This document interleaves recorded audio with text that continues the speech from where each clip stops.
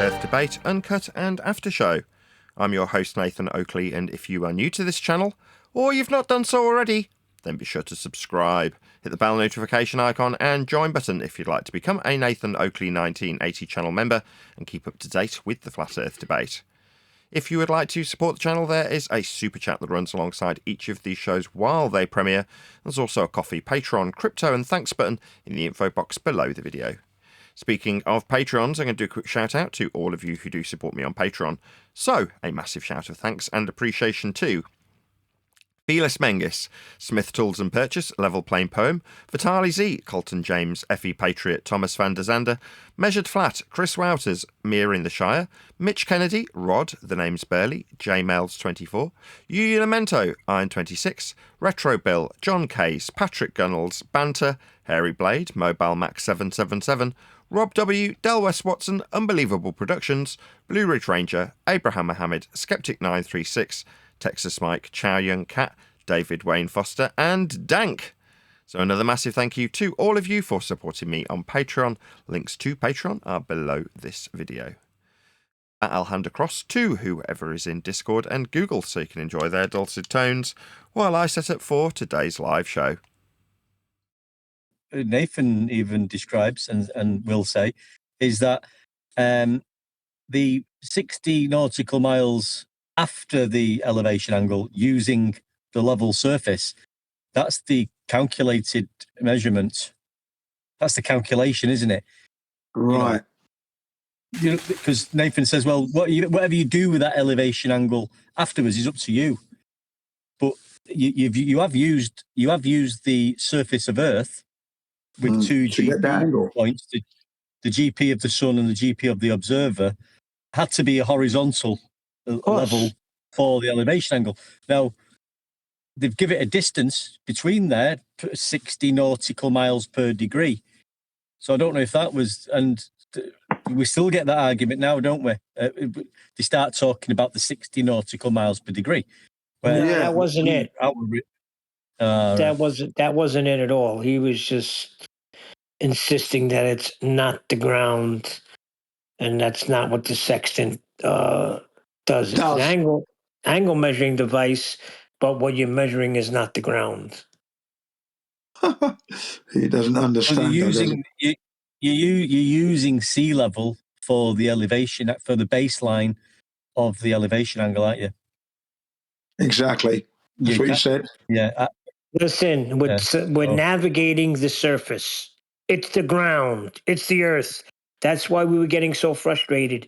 And it was even after the show. It was me, Brian, Refracted, and Anthony Riley just would not have it. Like, no matter what we said. And his rebuttals were like lame. Like, what's wrong with you? Like, it's the ground. I think did he put it on a list or anything like that? You know what? I got a message from him. Let me go get it so we can be clear. Yeah.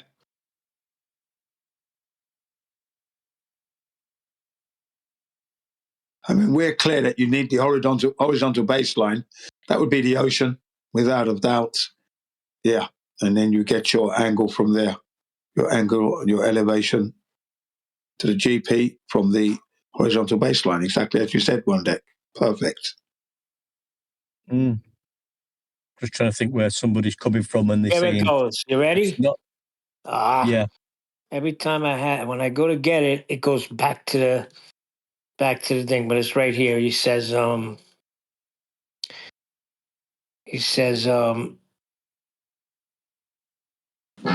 understand the sextant does not measure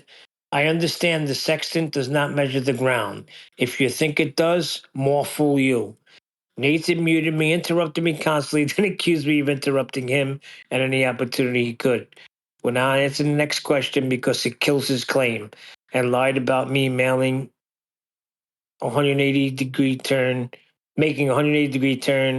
as a distraction away from the answer. He played every trick. I don't want to get that. I want to get what he thinks it is. He knew full well that the mirrors demonstrate that the measurement is only angular and not of the horizon. It's with respect to the horizon only. Everything is done within the device. Nothing is measuring the ground. Even if you make the corrections, it still is not a measurement of the ground. He is conflating the applied function with the net result, exactly the same as the blurbs do with calculating the effects of gravity, and therefore it must be a force. Nathan is doing the exact same fallacy. You see, he doesn't understand. He just came in. This is way back. This is months ago, maybe even a year ago. So he doesn't even know what he's talking about at this point. Sounds like what's his name? AI with the algorithmic datum, right?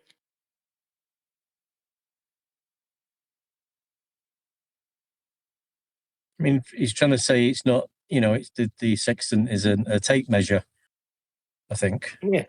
Or Yeah. it's not. Are you sure that wasn't a couple of years ago? Not last year. Surely couldn't have been last year. Yeah. Sextants don't measure the earth to be flat, Neil. They create a horizontal datum from which an angle is then measured. Nothing to do the earth in any way at all. Does he listen to what he's saying? Does he still say that a sextant measures the earth to be flat? Absolutely. Yeah. It was designed on a flat earth to work on a flat earth. He said whether the datum is created while stood in a football field, on the rooftop of a skyscraper, on a rolling boat on the waves, or any other example you think of, it has diddly squat to do with the surface you are stood on. In the same way that the map is not the terrain. The created datum within a sextant is also not the terrain either. It's just a horizontal datum from which an angle can be measured. Yeah, along the surface of the earth. We're measuring the earth, Anthony. Yeah, Okay. I mean, the bubble sextant's not actually using. It doesn't work like the Marinus sextant, does it? Where you're using the horizon mirror and sorry, I'm going to sneeze, but yeah, even when you're using a bubble sextant, it's horizontal to the surface of Earth. Yeah. Okay, it has to be. That's why the bubble's in there to get that horizontality. Now, Neil, this what you just read, right? Was that from Sleeping Warrior? Who said that? Yeah, that's Sleeping Warrior. Right. Is this the Sleeping Warrior that had a argument with Bob Nodell on Bob Nodell's Yes. show with D Marble, and then what's her name? Cammy. Yeah. Cammy, right? Right. Bob Thank you. Nodell's wife. Yeah. And he told her to F off. Who's Peaceful Warrior? No, who's Peaceful Warrior? I think that's Sleeping Warrior. Peaceful Warrior is not Sleeping Warrior. No, Stephen Warrior had an argument with Bob Nodell on the show. D Marble was there, and Roxanne Glenn joined in afterwards. That's right, isn't it? Yes, that's correct. They had a falling out. Yeah, that's right. I was on that. I was there listening to that show, into that live stream. What was it about? Oh, I can't remember exactly what it was. I can't remember the exact details of that. But all I know is that Stephen Warrior lost his temper, and D Marble was trying to get him to calm down. Yeah. And Bob Nodell says, well, you shut your effing mouth, blah, blah, blah. And then it kicked off for a little bit there. Yeah, see, but Bob Nodell wasn't telling me the truth either. He just threw it out there when I just got into the arena, and I was in the chat on one of his shows. He said something about Sleeping Warrior. He said, I don't know how you associate with a guy who cursed out my wife. And he didn't give me all the details. So when I went back and asked Anthony told me the full story. Well, just going back to I'll just give you the AI overview. A sextant does not directly measure distance across the Earth. Rather, it is a precision instrument that measures the angular distance between two visible objects. This angle is then used along with precise time and mathematical calculations based on a spherical Earth model to determine a navigator's position. Yeah, that's got to be. I guarantee if you look that up, that's been added in the last year or change. Yeah. They're doing it with everything now, aren't they? I'm finding the more, I remember searching 3 years ago, 4 years ago, and you'd be searching things and finding these things. But now they're always like, on a spherical Earth model over the curve. It's like, oh God, every response is throwing a spherical Earth model in there. Yeah, they're desperate. They're desperate. That's why they're doing it. Damage control, isn't it? They're hemorrhaging blood. Yeah. Yeah, it's damage control. They've got to do it because they're hemorrhaging now. Even the news reporters, they can't get the word planet out. Every time they speak about the globe and the planet, all the time now. Planet, globe, planet, global. Right, I'm going to be about 20 minutes late. I've got to run to the post office with a parcel, I'm afraid. Is it a microphone? No worries. We'll hold it down. Are you going to start the show first or when you come back? Oh, you can't start the show. It's not the after show. What am I talking about? Yeah, just we'll wait be till he here. comes back. We'll be here. We'll be here holding down the fort because, we look, Jen, I know you look forward to this day. This is housekeeping, man. Yeah, man. Well, there's something in that. I mean, I don't know too much about. Well, just go back to this then. So the sextant, what I've just read out, the angle is then used along with precise time and mathematical calculations based on a spherical Earth model to determine a position. Now, I've heard some.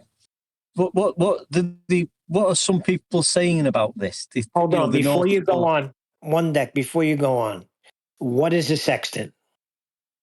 Yeah, no, I know all that makes But what is it? Just answer me. Appease me. It's an elevation angling measuring piece of equipment. Oh, okay. So then how can it be working on a globe if it's an angle measuring device? Yeah, it's a beautifully piece of machinery. Yeah, it doesn't work on a globe because if you're using the marine sextant, you will be using sea level for the baseline. Oh dear. And ain't Let me rephrase nobody going into the center of the earth, cutting it in half, and using the equatorial plane. Nobody.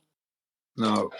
Let me rephrase that. It's a beautiful machined tool is what I meant to say. Beautifully machined tool. Because it is nice to look at, isn't it? Isn't it? Don't you think, the sextant? Yeah, I saw an old one time I was getting my car fixed. This is when we just were getting into, the sextant and what's his name? 10th Man was breaking it down. And I had to get something done on my car. And this guy had I didn't even know what it looked like. But for some reason, I was like, that's a sextant. And I asked the guy, I said, is that a sextant? He said, yeah, it's an old sextant from the 1930s. I was like, wow. And even that old one, dusty and everything, it was beautiful. Yeah.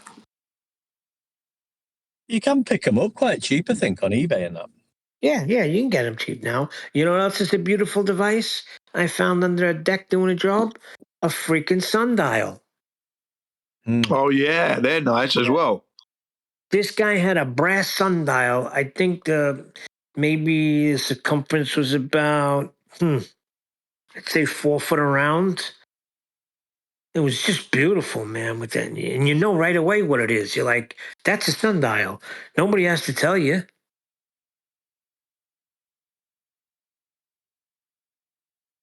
Sitting on a concrete column and then a brass top on top of that. That's a great design as well. Don't you think? So simple. But that's how the ancients treated the earth, as it was flat. This whole globe thing, this is not something that was 2,000 years ago. This is all new. I don't care what they say. The Greeks always knew it was a sphere. Bull crap.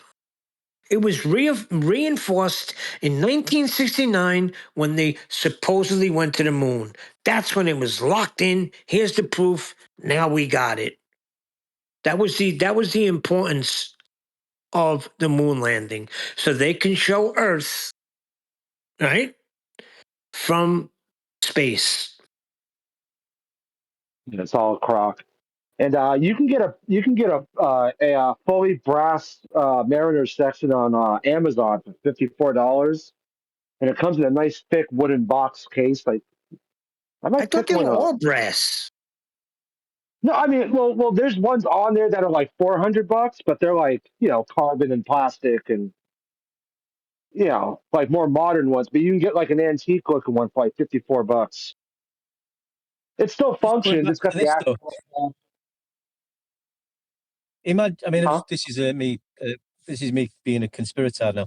Imagine, like, we know what you've just said. It like these AI answers we're getting. They're all actually now starting to change definitions. Now, imagine if this is just the start of reprogramming future generations. So, say in like 50 years, people will be using level as a curved terminology and horizontal people. So everything that we know now is going to be, the kids are going to be brainwashed into just using these terms of level is curved and horizontal is Yeah, curved. No, it's here's the bloody mistake. annoying. No way. Here's the mistake. They're not going to be able to pull that off. No, no, no, no, no. That is a contradiction in terms. That's why we're here. Flat Earth is growing more and more every day. You go to the schooling system, ask a few kids, they'll tell you. They know you're not going to be able to pull this off. They're trying desperately now to keep this narrative, but they can't anymore. They're going to have to come clean within the next 10 years. I'm telling you. Get ready. Yeah, I can see that, but I think that's what they're trying to do just by this whole AI thing and getting the responses that we're reading out, contradicting itself and changing definitions. This is supposed to be, you're searching for something, and this is what the kids do now. They don't go to the library. The libraries are all gone mainly. There's only very few libraries left.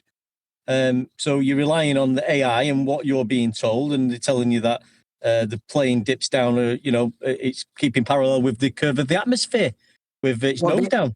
They may get away with that because not everybody flies. Not everybody gets behind the plane, the cockpit. Not everybody goes in there. But they might not even get away with that one deck. They'll try. But kids are not stupid. When they see a contradiction, they're going to start calling it out, especially when it has to do with Earth being a globe. Because we're getting out there. You understand what I'm saying? We're not in some dark little side of the internet. It's getting out there. The people on TikTok making videos. Everybody's making videos. Everybody's declaring the earth is flat. They may not have they may not be able to put it all together, but they're not being deceived no longer. I think it's a mistake what they're doing, to be honest. Yeah, it's backfiring. It's going to backfire. You're right. Because you can't say a curved line is straight and a straight line is curved. You can't say that. That's not going to go down, man. Not with the kids, anyway. I mean, that was one. That's why what Brian used to say, logic. You can't always go off these. You need to demonstrate things. So it's all right saying levels curve, but you demonstrate that in physical reality. You can't. You've got to be able to demonstrate things.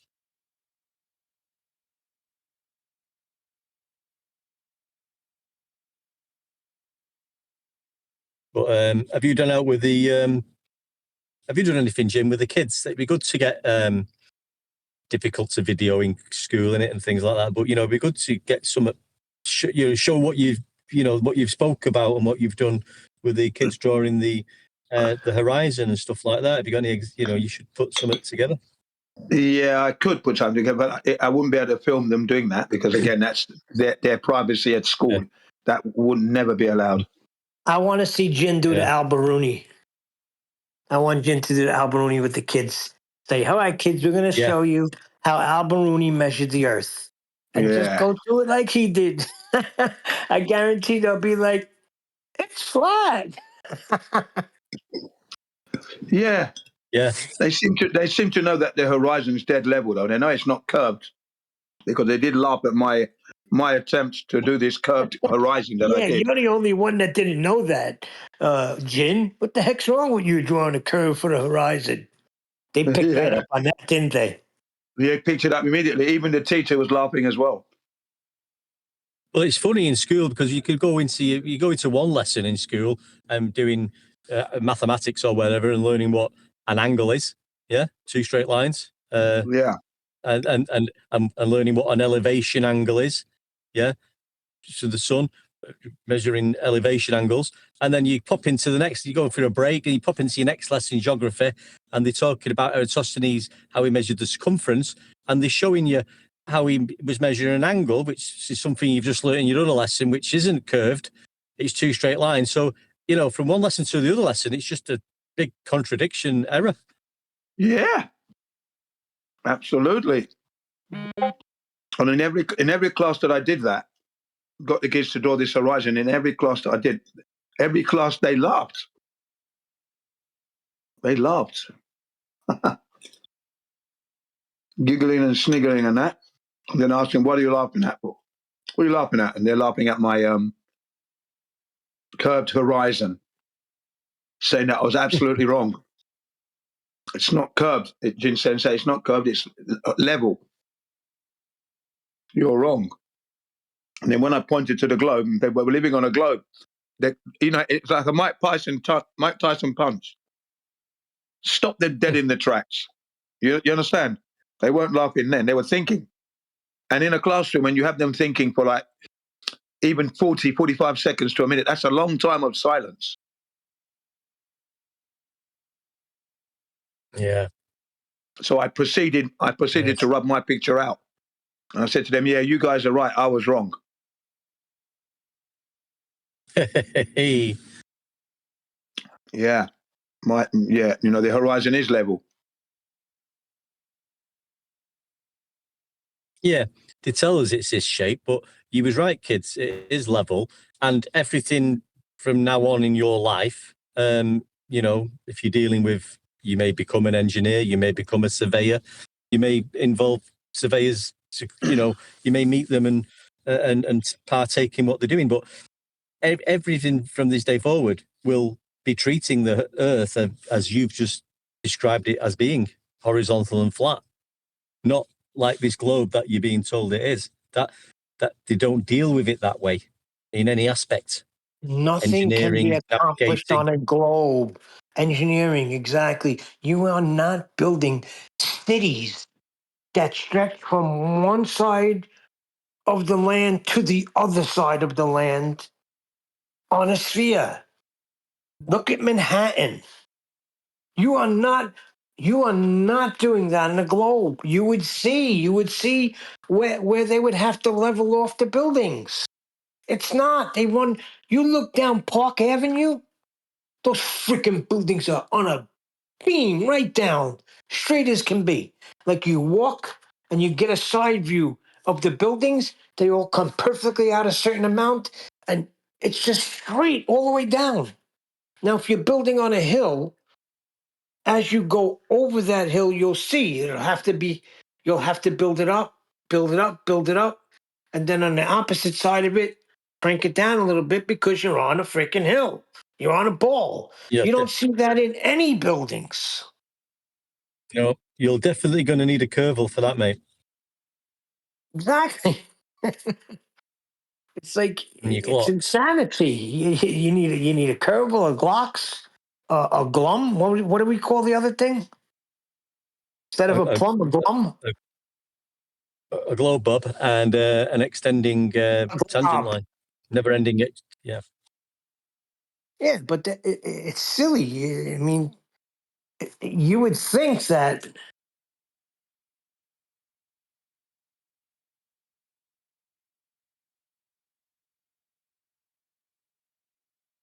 How come Nathan's in here anyway?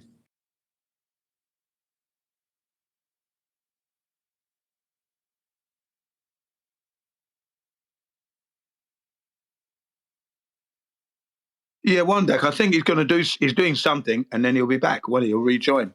That's why.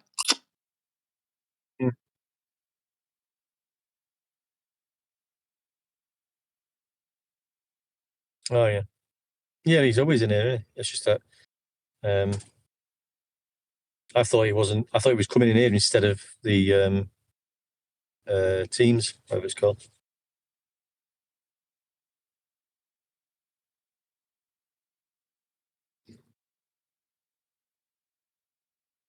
Oh, it's been a bit cold today. It's not free. It's been about -4 today where I am. I've been working outside on the roof for most of the morning, so I'm a bit cold now.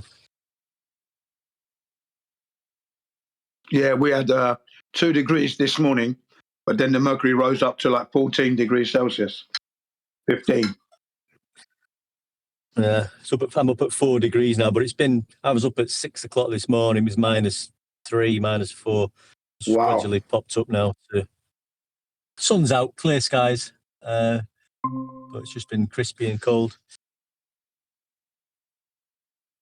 But it's one of them. I've been on a little fiddly job up on a roof working on some units, and you can't really wear gloves when you're doing this type of work, but you're dealing with, you're using adjustable spanners and screwdrivers and socket sets, and it's just like your fingertips become numb in the end, and it's like, you lose your senses, don't you? You lose the sensitivity. Yeah. So I've had a bit of that, and I had a few problems, and I can't finish the job as I wanted to finish it. I'm going to have to leave it half done, not because of the cold, but I've noticed another problem, and I'm going to have to order another part to put that right. So it's just been a bit of a nightmare. Anyway, I've come down, and I thought I'll come down for an hour, sit in my work van, get the heating on, warm myself up. Yeah, warm yourself back up. Do you carry a flask of hot soup or a hot drink in a flask? You might want to start doing that. Yeah, not really. I brought my wife made some nice stew for tea in the slow cooker. She did it. It was like potatoes, carrots, celery, some chicken, some lentils. Just like a nice stew. Lovely. So there was some left over. I brought some for my dinner today. So I've just had that before I jumped on, and so I'm all right anyway. Yeah, you've recovered nicely. Yeah. But I know what you mean, man. To the rain tomorrow. Yeah. Right? But I am a bit used to it though, because I work in freezer cold rooms. So I'm going in rooms sometimes. I was in a room yesterday. Changing a fan motor. You got the big fan blowers in the room. So I've got to get your ladders in there, clear some trolleys and stock out the way, isolate the unit, take the fan cover off, and you've got a fan blade. You've got to get your Allen key in there and then pull the fan off, the shaft of the fan. But that doesn't come off because it's -20 in the room. So you've got to get your map gas on there, heat it up and expand the shaft there, and then get some spanners behind it and knock it off. Then you've got to get a socket set and get the bolts out for the fan at the back. But all the time, again, it's precise fiddly work, working in -20. Yeah, when you put logic and reason into someone's head, who you are telling them that you were just like them and fooled by them, just like the way they were fooled, but you found out, and you put that, and you do it with love and sincerity because you care for that person, a normie that is, obviously, because we know who the other people are, then they walk away with that seed of truth planted, and they're thinking about it. They can't, because of pride, just admit they were wrong for 20 years. They're just not going to do it. I mean, it could be it's starting to happen now. You've seen it with Simon Dan. I mean, he did his hashtag experiment, measuring Earth flat using the Eratosthenes method, using 1,000 participants, and telling you that Earth is measured flat. Then you've got Dave Twangles McKeegan talking about elevation profiles and showing you the elevation profile above and below sea level as a horizontal 0 degree baseline, and telling you it's just easier to do it this way. We do actually measure, we display it horizontally, but that's what we have to do. We had the guy the other day when we was looking at the GPS and triangulation, Sorry, I said that wrong, but you know what I mean. And then at the end of the video, he said he's shown it all in 2D using the radius line and the circles of equal elevation, same as celestial navigation. And then he said it was, obviously this is working on a sphere, but it's just a little bit complicated to show it that way. So they're all realizing in their own way, slowly but surely, that, well, yeah, we are actually. And it might take another year or two for these people to finally just say, well, yeah, I'm measuring it flat. Simple as that. Once you understand that a reference plane dictates what you're measuring, it's whether it takes them a year to figure it out or not, doesn't matter. They lose instantly to the reference plane. You're measuring the star's zenith distance with a reference plane, which means a GP of the star, and in their own books, and trust me, I got plenty of those books, is 90 degrees to Earth's surface. Well, we know what 90 is. But then the zenith of the observer holding the sextant is also 90 degrees to the Earth's surface. And that can only work in the pictures that they show out of their own books on the equatorial plane, which is fictitious because no one's there. They have to do that. No one's there with a sextant in hell. They're on the ocean surface, sea level. And the fundamental reference plane for all astronomy and for navigation is 180 straight angle equatorial plane. Okay, if that's the fundamental reference, then that means any other reference must be parallel to that. Well, if you use an airplane with a bubble sextant, you see a line that matches the equatorial plane. You see the eye level horizontal of a person standing on Earth, that's a horizontal plane that matches the equatorial plane. And then you see the tangency on that line that touches the semicircle that doesn't belong in this at all, but they put it there to fool people. And that's a straight line. And then you go to the equatorial plane, and that's a straight line. So you got 4 parallel lines. What's that semicircle doing in that picture? What's it there for? It's there to fool you. That's what it's there for. The plane of reference is flat. And that's what AI had to admit to me.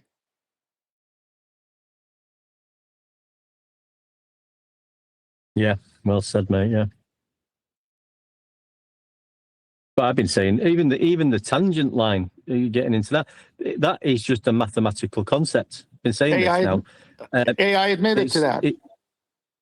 It's nothing. Nobody carries a tangent line around with them and uses it. It's used in computer programs, calculus. It's not. That's where the word tangent line comes from. Tangible. It's not tangible. You can't touch it. It's not physical. You're not using one when you're out at sea navigating.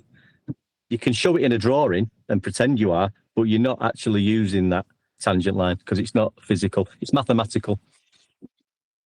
Well, sea level is that line in reality. They put the semicircle to make you think it's a point, a local only.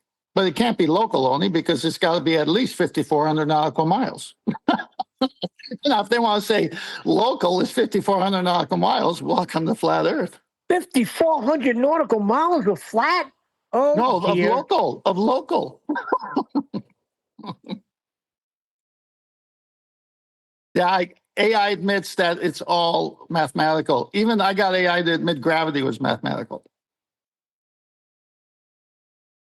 So, 10th man, I mean, and when you started bringing a sextant out, I remember the day because we used to come in back to back. You and I, we would be the first ones in, and I said, "10th, how you doing? What's going on?" You said, "What's going on? It's the year with a sextant," and then you started dripping it out to us in the pre-show over the course of time, enlightening us all on the sextant and celestial navigation. Yeah, that was fun times. Right. But now what motivated you? Like, how did you even come up with that? Like, what made you think of the sextant? Well, I owned a boat for 2 years, living in California. Would go to Catalina all the time, weekly for the most part. And I would obviously have to go to the coast where the boat was in the marina.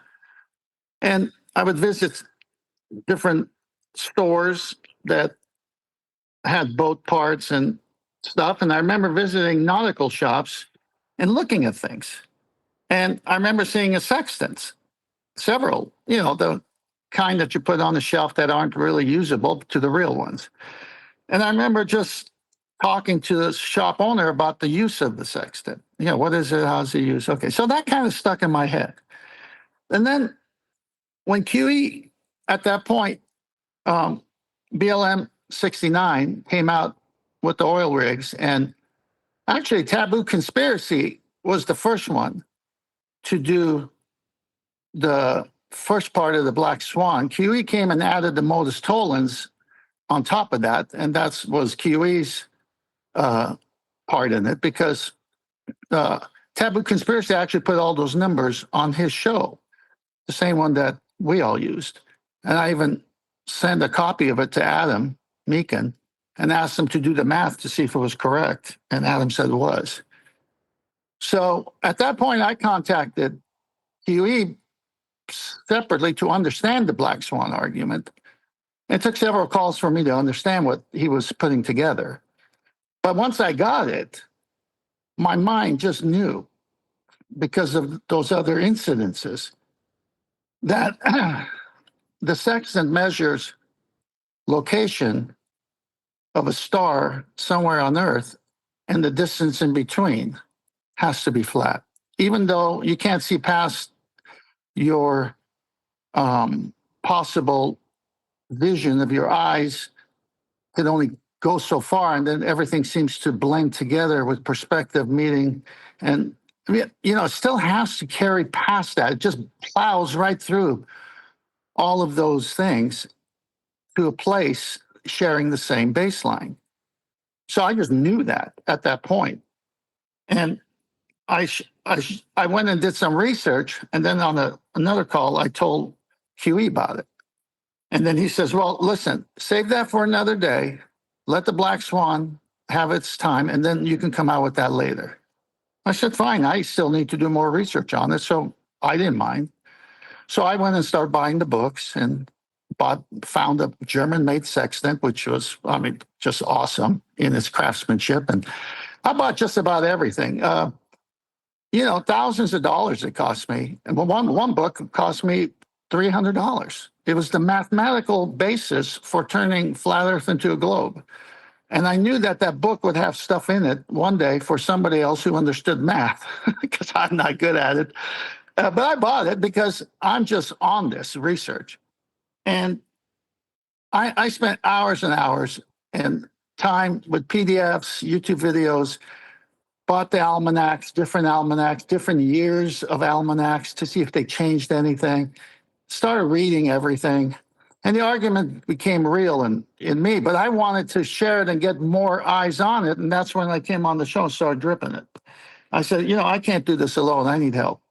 Because Mitchell from Australia ran with it first. He had the first video on YouTube using the findings that we did in the pre-show, and he got it. And he did that tremendous first video. And after that, everybody else just jumped in, which was great because it belongs to everybody. Excellent. I just needed to clear the air. Clear the air for what? Well, I don't want nobody getting stolen valor from it. It's 10th man's, and that's it. And you heard him say Mitchell was actually the first. There's humility there. But 10th man taught us all about celestial navigation and the power of the sextant and measuring elevation angles and all that other stuff. It all goes hand in hand. Sure. The thing is, all of that is recorded and documented. It's like when bullshitters come along and start saying, this is mine, I did this. It's like, that's partially why I keep the show going on a very regular and consistent basis. Because then there's a documented account of what's gone on, who's done what. So a year's worth of shows with 10th Man at the beginning of them teaching us this stuff isn't going to suddenly get forgotten about because someone comes along and goes, no, it's actually mine. It's like, yeah, your average narcissist can attempt to gaslight you, but we've got it all recorded. This account's been taken. Yeah, the ledgers have all been written. It's all been recorded. We all are acutely aware of who told us and taught us celestial navigation. It was 10th Man.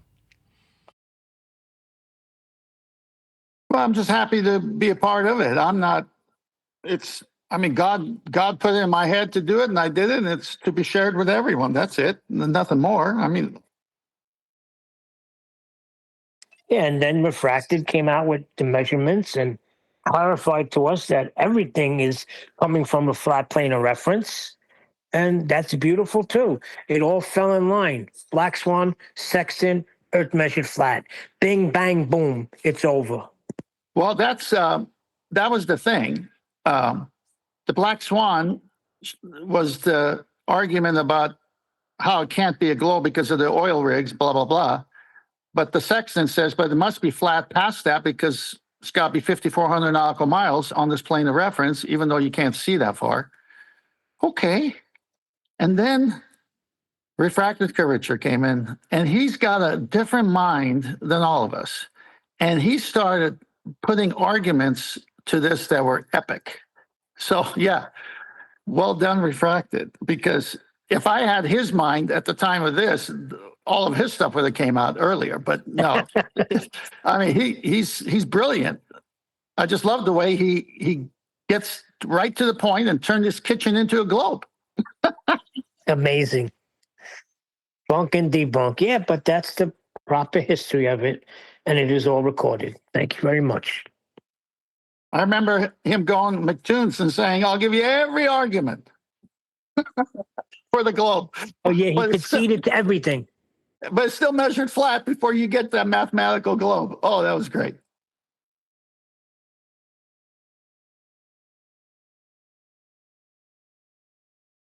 So are you in any pain, 10th Man? Because I know when I had that hernia, there'd be times when it'd be like hurting so bad because there's a lot of pressure. Oh, yeah.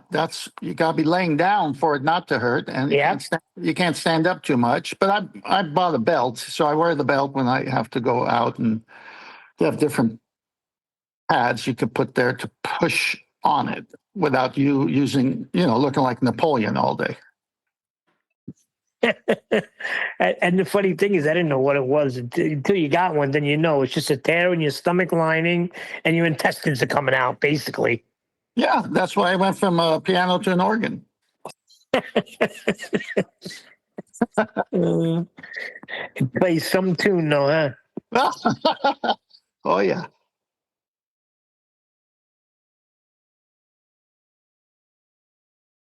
Yeah, it's fun.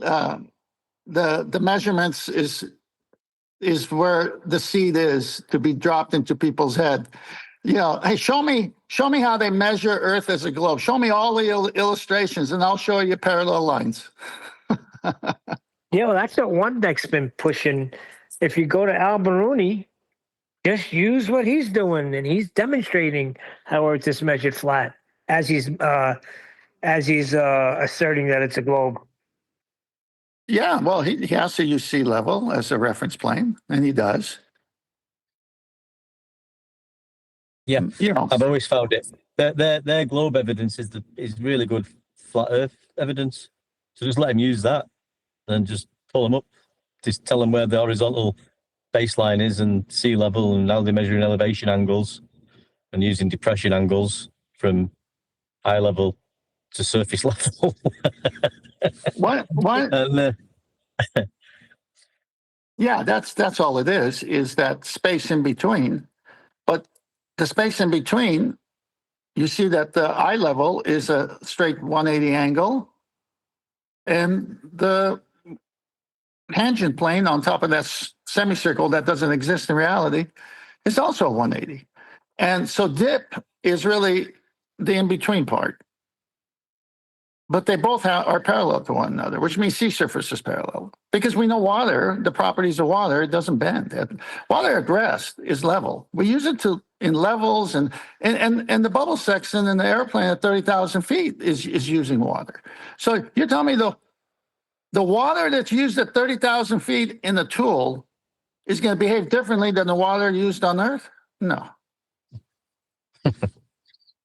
How do you like the route we've been going with using regular normie videos of guys just like surveying and just going through the routine the way they go through it, and they just demonstrate over and over again how they measure Earth flat.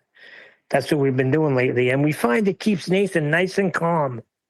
Yeah, that's important to keep Nathan calm.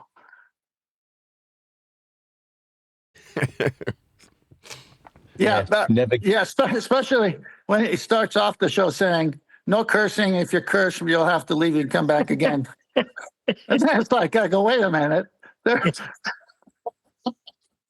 Just don't give him a triangles video where you. Oh boy. We should start warmly welcoming him back the next day.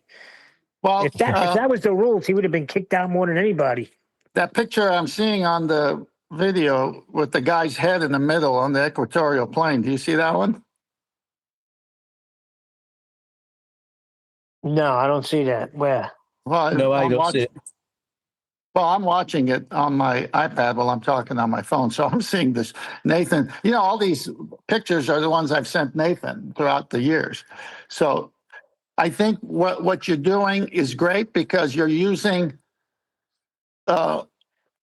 non-flat Earth produced videos to prove measurements and this argument that can't be beat that FED is saying, be offensive, use this and use this solely. So yeah, when you're citing a surveyor or someone in astronomy telling you we can't see the stars under the equatorial plane that extends to the celestial plane or horizon all the way to the imaginary celestial sphere, that's 0 degrees, and we could only see the stars that are above it, never below it. Well, see, they're saying the same thing we're saying. So when you show videos of them saying the same thing we're saying, and then we actually say, you see, this is how it's measured. And then they put that semicircle to make you think that it works on something like this, but it doesn't. That's important because now you're bringing in credibility from this world and its mathematical belief that they live on a globe, and they're validating your flat Earth argument. Right. Epic. I'd like some reactions from you guys. So it went down really well last week when I was doing exactly the same thing, just tied up. I still am. I said I'll be 5 minutes. I'm still working, doing other things. But I am going to pause for a minute and play out this video. Just shout out pause if you want to respond to it. The face of the countryside is changing. New big motor roads are under construction, the bulldozers making deep and dirty marks across the map.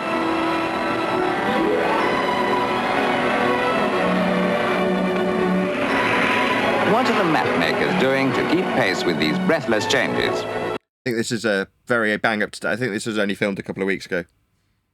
Well, here's an instrument that actually put them ahead of the motorway engineers, the tellurometer. The tellurometer is a very modern device. 2022 release date, I believe.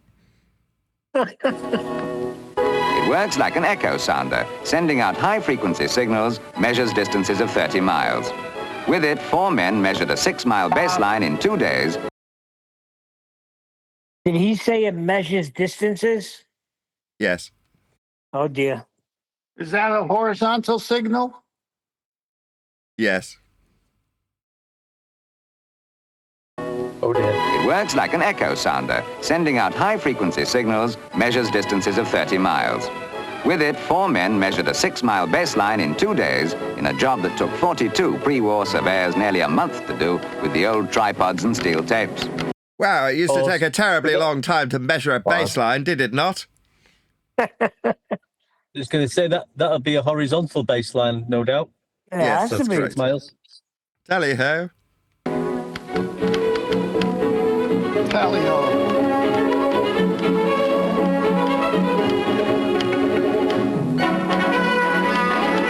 It used to take 2 men a whole year to do the map-making mathematics that these adding machines and electronic computers can do in an afternoon.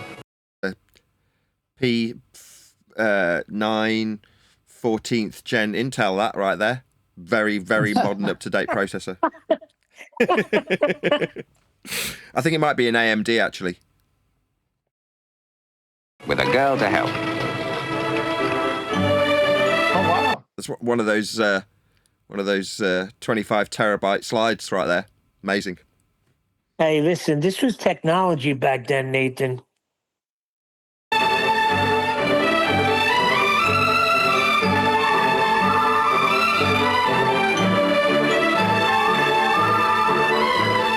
You know how you can take 2 flat snapshots and look at them through a gadget that turns them into 3 true life dimensions, stereoscopic vision?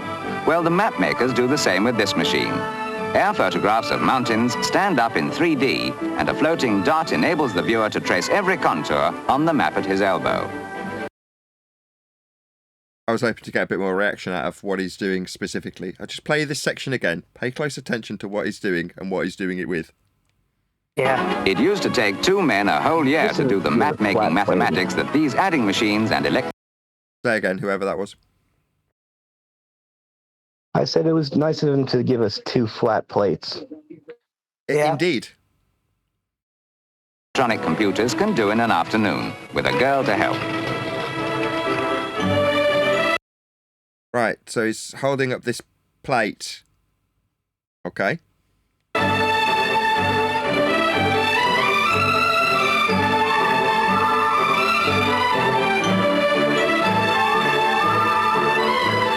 You know how you can take 2 flat snapshots and look at them through a gadget that turns them into 3 true life dimensions? 2 flat snapshots, we heard it. Stereoscopic vision?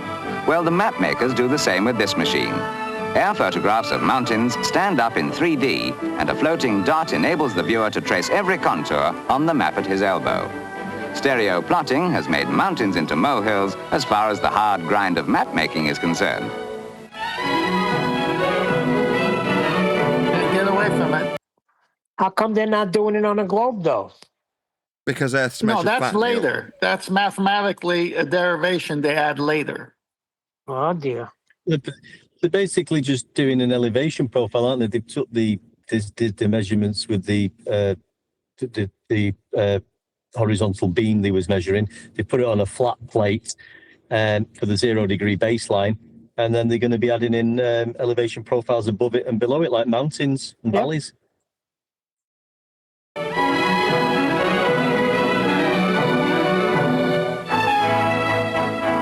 Royal Engineer officers and nearly 4,000 Ministry of Agriculture officials are working at full pelt in the Ordnance Survey to record the changing face of Britain on those famous maps 1 inch to the mile.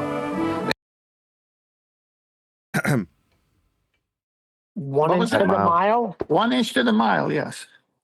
Inches well, are those bendy, flat right? measurements. The bendy inch. What's a mile? We're all familiar with the What's bendy a mile? inch. Go ahead. No, a mile. What prerequisites a mile measurement? Horizontal, linear, flat. Yep. They also make maps of towns so big you can pinpoint the flowers in your front garden 3 bus lengths to the inch. All flat. Here's how they get those squiggles which show you the height of mountains. Draftsmen trace the lines the stereo plotters made on wax-coated glass, a process known as scribing a mold. Glass is famously bendy, right? When they make glass, when they float it, right? Climbing these hills would be much less work than drawing them so accurately. On a flat plate with a flat stereoscopic system with axes that run into flat dimensions. Yeah, it's all flat. Don't say 90. The hand-drawn maps are photographed, and from the negatives, a whole series of zinc printing plates are etched out. There's plenty of room for a dicky bird to fly out of this camera, and plenty of time. What a turn of phrase. There's plenty of room for a dicky bird to fly out of this camera. Of course. Yeah, that old English delivery was really good. Exposure takes 3 full minutes.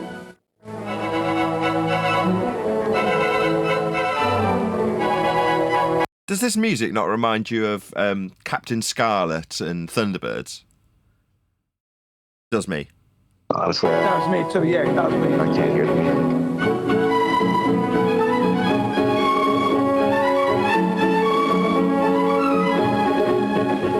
The printing stages are almost as complicated. Each time a sheet goes through these presses, 2 colors are printed. The Ordnance map has 10 colors, including the novelty of mountain shading at the end of its 5th trip between the big rollers. Britain has led the map-making world, pioneering almost all the new processes.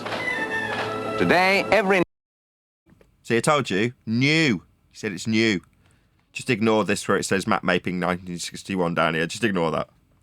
It's new. new mile of motorway puts some obscure, unknown part of Britain on the map. Look at that globe in there, huh? That's what I'm wondering. Where's the globe? Everything's flat. Yeah, that's how it's measured. With respect to horizontal, like from sea level, the heights of the mountains, the depths of the valleys, all with respect to a horizontal plane of reference at 0, measured with an average from the sea, known as the sea level. Yeah, By the way, Hello, Chocolate. that sea level extends all the way to the imaginary celestial sphere as well in their world. yeah, but Indeed. unfortunately over 9. Morning, Chocolate. Go ahead, Hello. sorry. Second attempt. Chocolate. What's up, fellas? Chocolate's here. This is like a reunion. Hey, Yeah, Chocolate. good morning, Chocolate. Yo, Tom. How What's you up, doing, man? buddy? Good to hear Good to you. hear you, man. Hope everyone's well.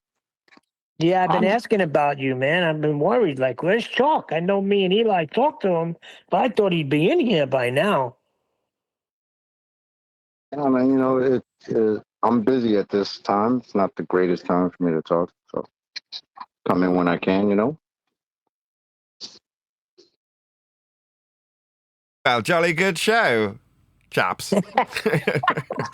What was that? What was that Dickie line again? It sounded You- just like the video. You can get Jolly more than good a dicky show. bird into this camera. That's great. Chalk, what do you think about all these people measuring Earth flat, even back in the 60s?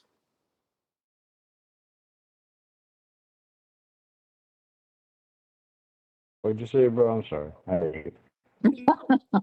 I was saying, what do you think about this video? Everybody's measuring the Earth flat, but still 90% of the world thinks we're on a globe. What's going on here? Yeah, the brainwashing is good, man. We're big in that.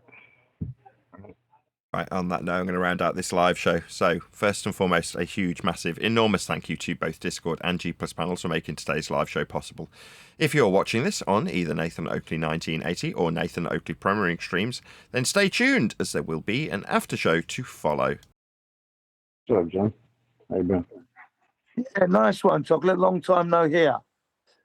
Jolly Yeah, good bro. show. Oh boy. That's cool, That brother. was Jin's buddy, Tonic. Yeah. Jolly good to hear. Cheerio, cheerio. Yeah, This it's really is good to why- hear your voice anyway. Nice to hear you back. Always welcome to the, always asking about you, but yeah, everybody says you're busy. Well, nice to hear you that got a free moment to join us. Thank you. Well, you know, around the holidays, chocolate is sought after by many people. No in your mouth, not in your hands.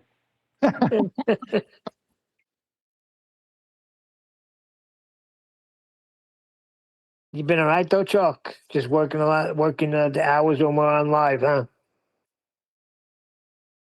Yeah, it gets a little bit, especially with the holidays and shit, it gets a little bit crazier at this time. So, You still in Georgia? yes, sir. Okay. Yes, sir. Well, I Same thing hope with you, man. How's your family? Yeah, I moved to Idaho. Did you move to Idaho? Yeah. Oh, when did you do that? About 3 years ago. What the fuck? So wait, you moved out of that communist country, California? Oh, what a wonderful, beautiful state that they ruined. You know something? It is Yeah, sad so- because it is a beautiful state. Yeah, I was there over, 50 plus years of my life. Yeah, now they almost succeeded in New York. Oh, really? Don't even take me there. The only thing is, Long Island is trying to separate from New York. They're like, keep those communists over there. We don't want you on Long Island. Yeah, don't blame him.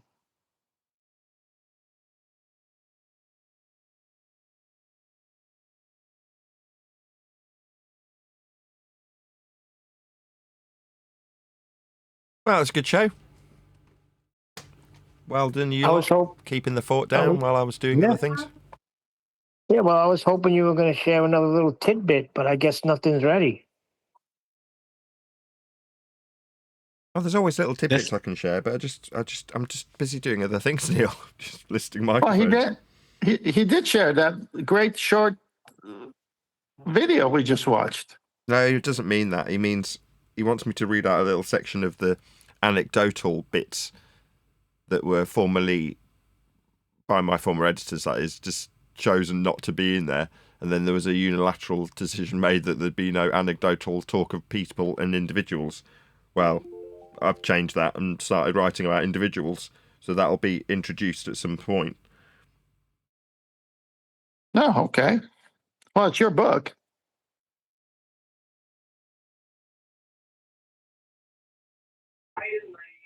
I take it that situation hasn't improved or changed in any dynamic.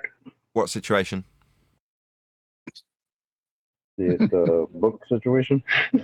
That's going along nicely. I've just got a new editor. That's all that's changed, really. Oh yeah, who's the new editor? My wife. Oh, Paul. That's cool. Yeah. That's pretty awesome. Well, that's good to hear. Good stuff. Yeah, until 3 months she decides it's her book. I put into one of the little sections, mainly specifically talking about Bob. And at the end of the section, I added the poem that I wrote. So I just read out the section that leads into it. A notion taken directly from another character called Theoropothesis. This getting interwoven with the anti-globe rhetoric being drummed into people who thought they were being taught about Earth being flat. At its peak, I wrote a poem about said nonsense waffle.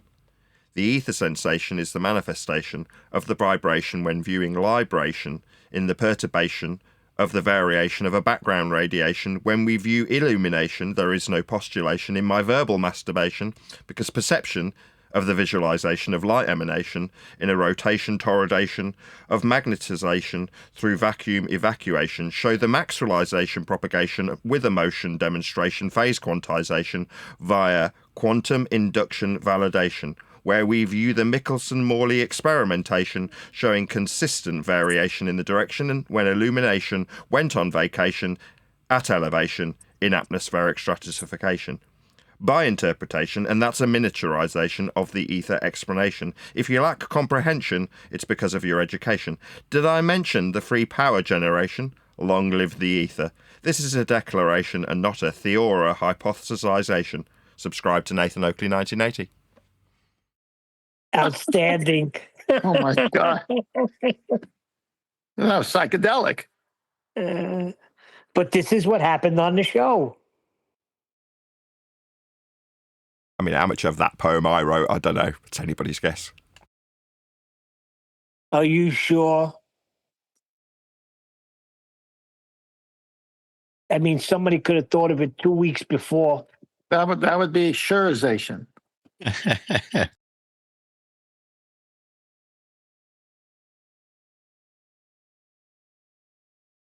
Chocolate hasn't been in here. It's a sad turn of events, Chocolate, but we're moving forward. It was a quote I saw by Miles Davis. And it said, if you understood what I said, you'd have to be me.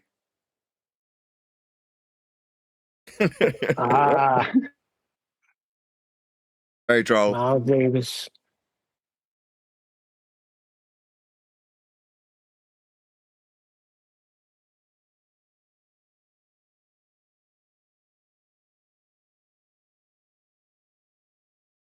What's the weather like, Nathan, over there?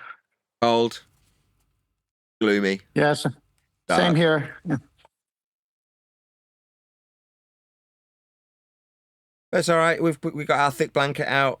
We've got working heating this year. We've got electricity, hot and cold running electric, everything. It's wonderful.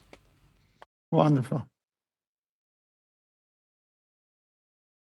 Yeah. Do you remember a Yes. couple of seasons ago where I had no electricity?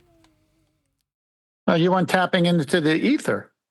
If You should have only. gotten in touch with it. That Or you nonsense could've just just keeps us started away a from the fire. measurements, doesn't it?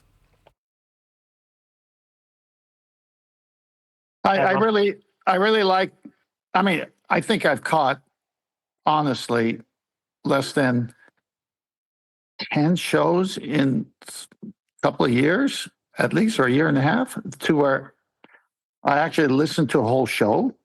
But I like the direction of what you guys are doing, which is offense and using their own videos that the globe proponents put out, validating the offense of FED debate, which is measurements. Yeah, it was my idea. But somebody had to beat you by 2 weeks, right? You know, I was kind of thinking that the other day. I was laughing to myself because I was just like, how is it that in 2025 we got people like Simon Dan, right, coming out with his video? Did you see that one, Tim? No. But see, Simon Dan and all.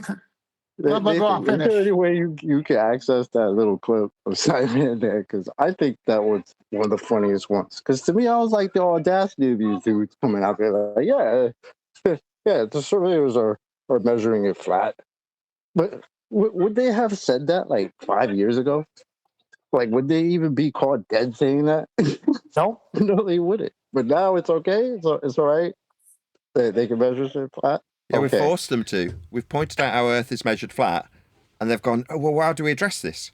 Well, we can't deny it, because it's how Earth gets measured. So they go, well, yeah, we measure Earth flat. That's because it's a really big ball. you always said that's the way it was going to go, Nathan. Eventually, Well, that's people all right. will accept it as though it was always the case. So eventually, people will realise that the shortest cognitive route to accepting what Earth is based on how it's measured. And when someone like a fundamentalist religious zealot ball believer says, well, yeah, Earth's measured flat, but my belief in a ball doesn't mean it's not still a ball, it's still a ball, okay? And people will go, okay, nutter. Yeah, I always knew it was flat. That's how it's measured, Well, right? Exactly, and that's what I was thinking about. Like, that's what I was thinking about. Like, years ago, they wouldn't be caught dead saying that, and if one of them did say that, the others would jump all over them. Like, it's so funny that now they have to be in agreement because they know that's what it is. It's so funny to me.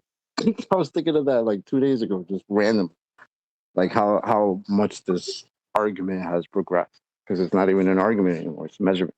And now they have to agree with it. And Simon, they has to come on video looking all sad because he's got to agree with Nathan about something. You know how funny that is? Enjoy that. Well, the opposite, if I may, occurred to where they got their way. And that's what we're about to, we're changing that. So it wasn't until the late 17th century, early 1800s, even in some provinces of China, that China finally come aboard with the mathematical derivation of the Copernican model. And prior to that, at the efforts of the Jesuits, Mateo being one of them, who went to China and said, look, you guys are a great nation. You travel the high seas and your ships go out and come back. But do you know, we in Europe, we have a new model that can do that better than your flat earth measurement model that you're using now. And so they tried to introduce it, and of course it was met with resistance up until the late 17th century, and in some cases early 18th century in some provinces of China. So who was this person who had to fight all this? Well, they looked at their navy, Admiral Zheng He, and his famous 7 voyages with thousands of people and ships. It's amazing how Europe and everybody else mathematically was on the globe, and yet China was traveling up until the 17th century with flat Earth. And it was all working out. Yeah, because it's flat. Or you can model it as a roast chicken. Yeah. It's not that you Or can model globe. it as it's my rhetoric with the roast chicken is to say it's something different because I use it today. You don't have to declare that Earth's not a blancmange, do you? Nope. Right. Now, if you say, well, yeah, but everyone around me thinks it is a blancmange, like, well, everyone around you is a nutter. Well, maybe, because at some point, even though a lot of our own testimonies, as heard in the past, our own senses told us otherwise, but yet we were in the system of the blancmange, as you say it. And so we didn't care because our senses kind of told us something was wrong all the time. But then until we actually spent time and realized, hey, our senses didn't lie to us. I mean, they could lie to us, being sensory sometimes, but in this case, they didn't lie to us, especially when research backed up what our sensory system told us about water bending and all this gravity. What gravity? I don't see large objects attracting small. I mean, none of these things are real. They're all mathematical. But it took a while because we're living in that blancmange world with blancmange language. Okay, so the people we meet, they can't help it. This is the way they were raised. As Chocolate always said, you're in the crib and you got that thing flying over your head with all the solar system. You're just thrown into it. Well, fair enough. We're living in a blancmange world, and I am a blancmange girl. Okay, now we're getting somewhere. I do remember that story when you were telling us that with the Chinese. What was his name? Zheng He, Admiral. Yeah, like they came. I was like, I remember making fun of that. Like, oh, so all this navigating you've been doing across this flat plane this whole time? Forget all that. It's actually real. Don't worry about that. It was all working out fine as you were measuring it flat and using stars for elevation angles and all that. Yeah, no, don't worry about none of that. It's a globe now. Just keep doing what you're doing, but just say it's globe. Yeah, when you can use a system other than the system you say is the real system, and they're 180 opposites, and they both work, you say, wait a minute, how could they both work if they're opposites? Let's see. What is the fundamental measurement of both of them? Oh, yeah, a horizontal plane of reference. So the one that add the globe, that's the false one. Let me give you something on the sextant, man. And tell me what you think of this. It's only what the sextant measures. It measures an arc segment in arc minutes and seconds, and that's all it measures, nothing more. Everything after this measurement is some kind of conversion, but not a measurement and not of Earth or the horizon. Well, I'll go back to what I always said the sextant is, because it is an angle measuring device from 0 to 90, or if you hold it horizontally when you're near land, a different way of using it. But for GP of stars and the navigator's position, 2 different 90 degrees, which in itself should explain you can't have 2 different 90 degrees without sharing the same baseline. So it's an angle measuring device. And that's it. Once you know the time and day, month, year, where that star is directly over the Earth, and they know that because the 63 or 64 navigational stars everyone uses are prominent and can be seen. And you say, here I am on that day, time, hour, and that star is there on that day, time, and hour, and this is the angle to it, they already know where you are on the shared baseline. They must share the baseline. I agree. Got one That's more it. for you. That's it. I don't need to go any further than that because it has to be a shared baseline because it is at the equatorial plane, a fictitious way of them copping out that it is a flat Earth, but they put the flat Earth in the middle of a circle. And obviously, that's where they say the navigator is with his eyeballs. But no, the navigator's on the surface of Earth. So they just took the surface of Earth and moved it down there. Exactly. Or you meant the other surface. You know, No, the surface no, that's not no, on the surface. No, that's the semicircle of a protractor that mirrors exactly your perspective view as the star is directly overhead and goes away down to zero as it gets further from you due to perspective. Mm. That was Anthony Riley. We were arguing with him for hours, and he does not want to come to an understanding that it's the surface. He denies that it's the surface. Well, let me ask you a question. When you're using a sextant, you're navigating with it, correct? And what are we navigating? Outer space or the Earth? Well, let me answer your previous. I wasn't there to hear what Anthony said. If you're going to show me a parallel 180, a 180 from an airplane using a spirit bubble, a spirit level with a bubble, and then you're going to show me eye line horizon, matching that, so parallel together, and then you're going to show me a tangent plane on top of a semicircle that you say is the actual surface, but it's mathematical. And then you're going to show me the equatorial plane, which is the fundamental reference plane that all the other ones must match. Then that semicircle, that circle has nothing in this that matches. All the other lines match, and they're all parallel. I mean, if only there was something on the sextant that indicated what it was measuring. Are any of the like mirrors labelled with anything? Yeah, the horizon. Horizon. What, like the apparent position where the sky meets the not the surface? Definitely not the surface. Yes. The surface that doesn't identify as a surface.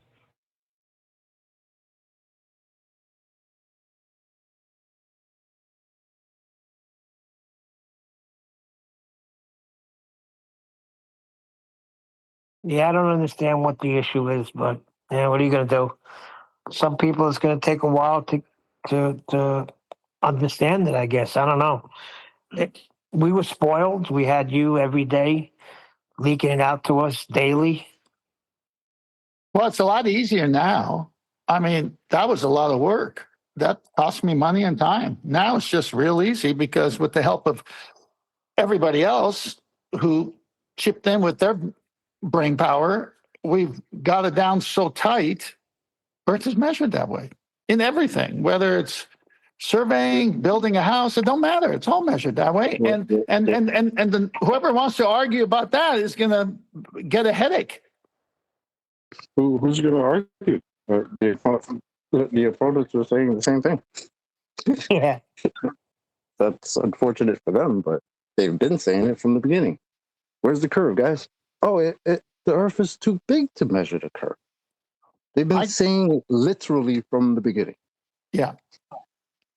But the methodology, 0 to 90, which they agree to, the methodology of a baseline, a GP and observer sharing that baseline, they have to agree to that or else sextant can't work, says that's 5,400 nautical miles that has to be parallel to a baseline. Well, those are those 4 parallel lines in all their illustrations, the plane in the sky, the eye level of the observer, the tangent plane on the semicircle that doesn't belong there, and then the center of Earth, which is really the surface of Earth, moved down there, and then the arc of the protractor put on top. And then what they've done is they've put the star and the observer in such a way to where it comes down to one point. rather than 2 points, which is the GP would be 190 and the observer would be the other 90, sharing the baseline, creating the astronomical rectangle as we see in those other pictures, an inverted right angle triangle as well as a normal right angle triangle on the surface of the Earth. When they both are put together, you have the astronomical rectangle, the box. But they put a curve to it because they got to lie, and they label it 90. Well, 90s don't curve. Yeah, well, we have to do spherical trigonometry. Yes, after the initial measurements of planar, which means you mathematically created the globe, which is what they've done. It's just mathematical. It's not real. What was it? What was it that guy said? The geometric horizon only exists in the where? In the math? Thanks, Rumpus. Appreciate that. My goodness, some good lines. You can measure up to 5,400 nautical miles, but also you can see the curve at 3 miles from the beach. Yeah. It gets worse than that, Chocolate. It gets worse than that because if you turn around as the sextant operator and you do the other 90. These guys, Listen, if you turn around, if you dare turn around and do the other 90, that makes the 180 baseline. You have 10,800 nautical miles of flat shared baseline. Not the ground. But also Nothing to do with the surface of Earth. Sorry, one deck. I'm having fun. Well, you go for it, Chocolate. Go ahead, Chocolate. I want to answer one deck. No, I'm good. Okay. So No problem. so when they say nothing to do with the surface of Earth, I go, then why do they in all their drawings show a 180 straight baseline being shared all the way to the celestial sphere, which is imaginary? Oh dear. Yeah, I love it. I love that. That celestial navigation, that what you're explaining. Yeah, 2 points along the sea level horizontal line. Yeah, in the region of 5,400 nautical miles. You know, what's not horizontal and level about that on the surface of Earth? Please tell me.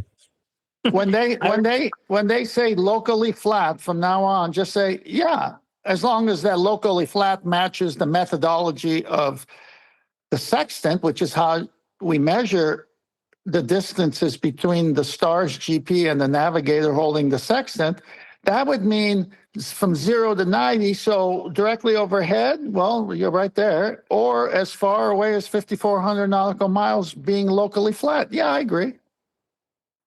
I remember the day when you broke down the circles of equal altitude.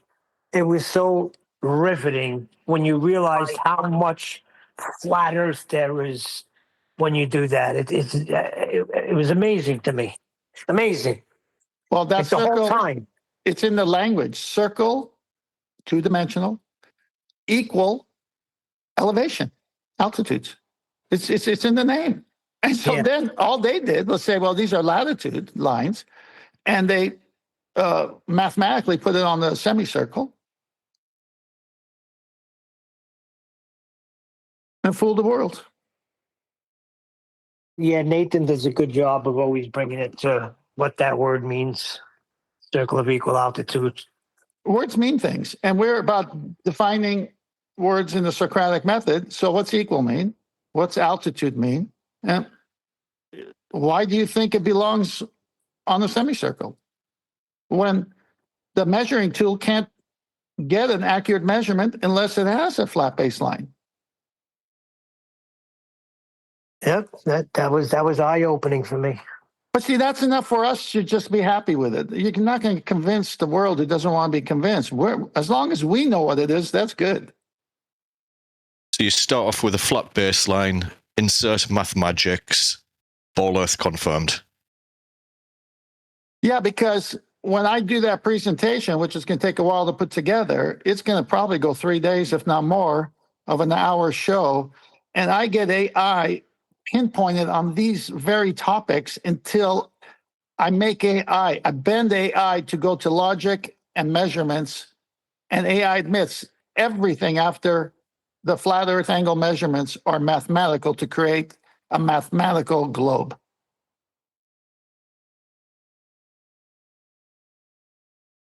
Can't wait. I mean, even the WGS 84 World Geoid 84. I've had that conversation with AI about that, and well, you don't even have to have the conversation with AI.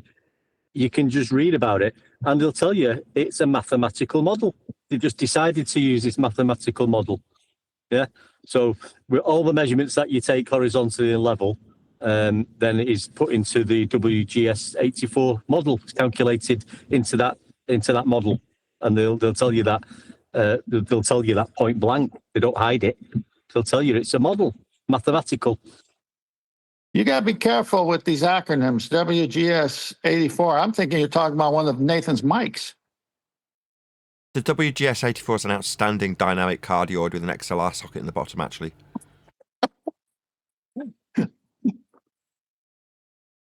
But they tell you the Greeks told you it was mathematical. They tell you it's calculation. They'll tell you what he measured, and they'll tell you how he calculated it into the circumference. They don't hide it. Just never picked up on it. We've just always skipped past it in the past, skipping past angles, ending up in the sextant angle. Well, it took what? Until the late 1700s to convince the Chinese.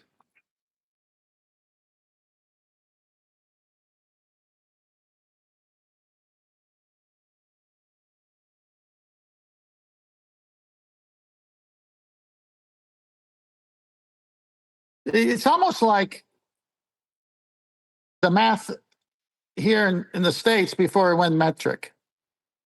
You have two ways of doing it.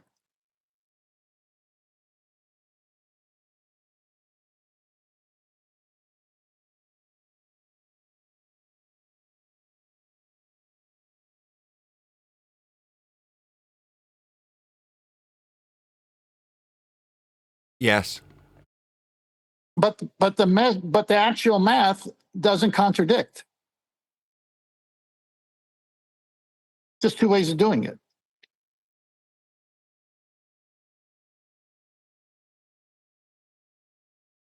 And so it's the same, flat Earth and flat Earth. But the second flat Earth, they mathematically make it a globe. And the second version that says it's a globe has to use the basic math of flat Earth. Geometry, measurements, angles, elevation. Has to.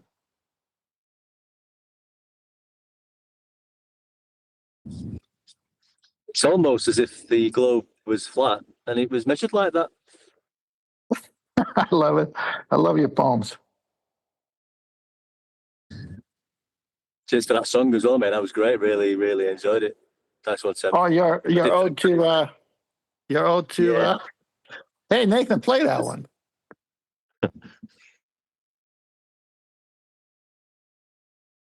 I had fun doing that one for you.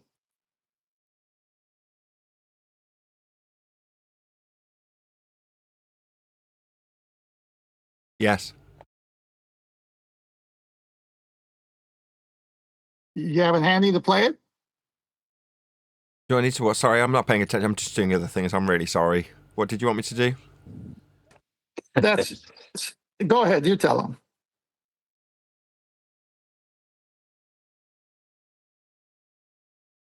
Play the ode song that I did. Hey, the what? You get a short memory? What's going on? You remember all kinds of things I forget. You can't remember what I'm talking about. I can I've just only just imagine joined Nathan. the He's got conversation. about 25 mics round him a bit. Unraveling microphone. I'm very distracted picture him just for now. Just pretend I'm not here. Yeah. Someone remind them what I'm talking about. I think he was the 30 words song he did for me and us. Ode One Deck. He was just saying if you had it to hand, play it. I was just thanking him for that song. I did thank you via text message, but now I'm thanking you verbally. So thank you. Oh, Yeah, it was like good. I really got into it. Yeah, you deserve it. So, yeah, Nathan, play that one if you could push a button and then go back to your mics. It's funny though, because we've been talking about they've got some words or phrases that you can't use over another server. But then I've done exactly the same thing, saying you can't use these words. I'm going to tell you what you can and can't say, but only when you're describing how Earth curve is measured, because them words have nothing to do with measuring Earth curvature, and we all know Earth curvature is in the maths now, don't we? Well, that's the funny thing, and I use funny in a different way here to just make a transition, is that if you're really a flat Earth channel, you would use the strongest argument, which is the strongest weapon against the lies of the world, and yet they say, don't say that, don't say that. So they're not really flat Earthers. They just want to have a channel and listen to themselves. Yeah, we're getting resistance from people that were very close. There was a lot of people that still wanted to argue and debunk a globe as we were moving forward with our front foot, how Earth is measured flat. Well, if you want to debunk a globe, use your strongest weapon. Exactly, and that's what we've been doing. Now, if people are, because they're in the globe cult, they need some time to, get themselves untied, that's fine. But the strongest argument is it's not an argument.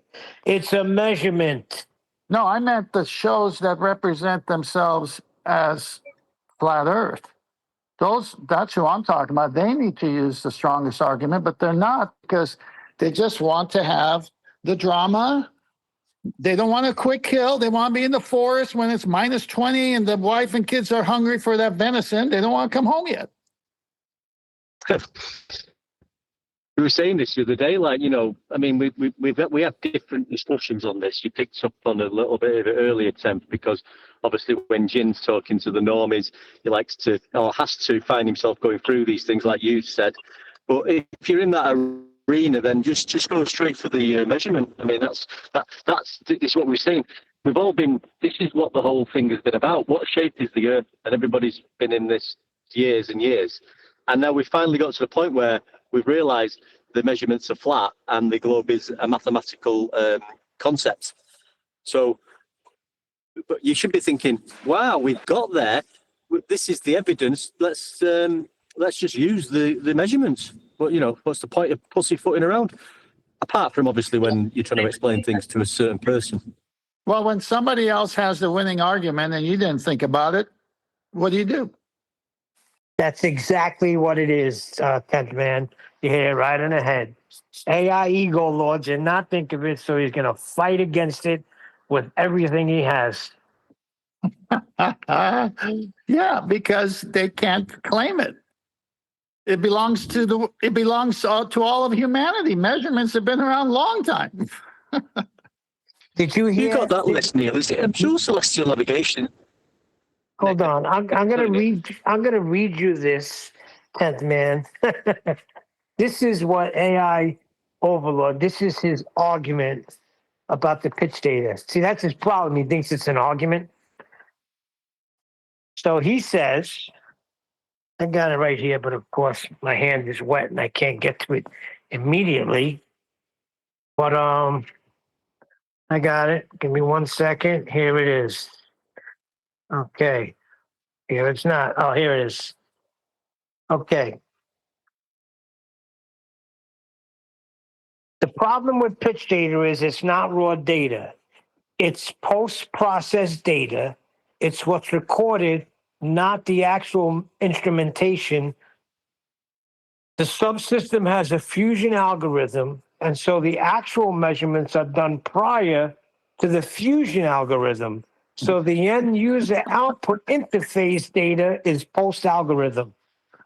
Oh, so you mean the basis for pitch data is sea level? Yeah, but that's not raw data, and it's post. No. If you're going to have anything, it's got to have a baseline. It's just got to have something to contrast with. And so what he's saying He's talking more about how the instruments have to work, but have to be encoded in the instrument, the software, the program. What software did they put on the program? Descent and ascent of an airplane and level flight, which is sea level. So they have to have a baseline. Exactly. And so that's what you don't realize, that the celestial navigation argument and building and surveying and what water does at rest, you don't think that's a part of that? Yeah, they go hand in hand. That's what one deck was saying. Well, you have to, because you can't. I You don't can't. understand what his point was. His What point was is he trying to say? His point is he wants to be relevant. Yeah, that's all there is to it, Chalk, because you can't argue that. So You I can't said to argue him, that. Yeah, I said to him, I said, okay, AI, the plane is flying 30,000 feet for 300 miles. What's going on there, AI? He goes, what? The plane's just flying, dude. Yes, 300 miles parallel to Earth's surface. Exactly. No, that's an egg. It's not exactly flat.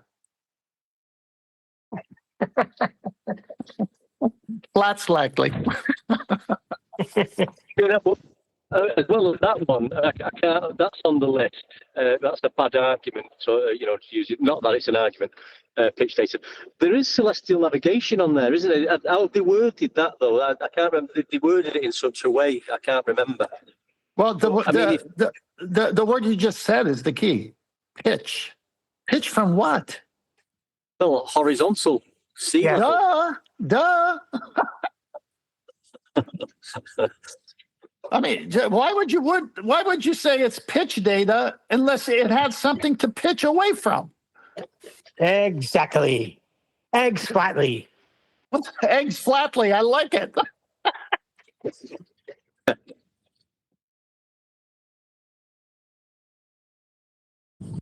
Yeah, it's a strange position we find ourselves in. Like, what's going on here? Because there are egos involved. If there were no egos, everyone would run with the killing shot and the globe would be dead and everyone would be in unison. That's what it is, isn't it? It's egos, pride, instead of everybody. See, I don't think we're like that. Like, you say this when it came from somebody in Earth Awakenings. Let's just use one of them. I've seen Montreal pull this out of his hat. I would be celebrating the guy and using it. You know what I mean? Absolutely. It doesn't matter where it comes from. It's a work of a bunch of people who want to help their fellow man with how this thing got derived. Who was that guy? Access denied. I know it didn't say that, but that video that guy came out with. Hey, we didn't fight against that. We lifted that guy up. Who was that? Durham or something? This object is not a line. Access denied. Right. Oh no, that was the guy who did the short video, beautiful video showing circles of equal altitude bigger than the Earth. Right. And we said, well done. And we used it. We didn't attack it. Well, he stayed true to celestial navigation and its fundamentals, and did a great job. That is a good one. That I think Brian actually went over that at some point. As after that, I don't know. But yeah, just their so-called area of the globe, something like 3 circles of equal elevation is just overshadows that by miles and miles and miles. Actually, these measurements.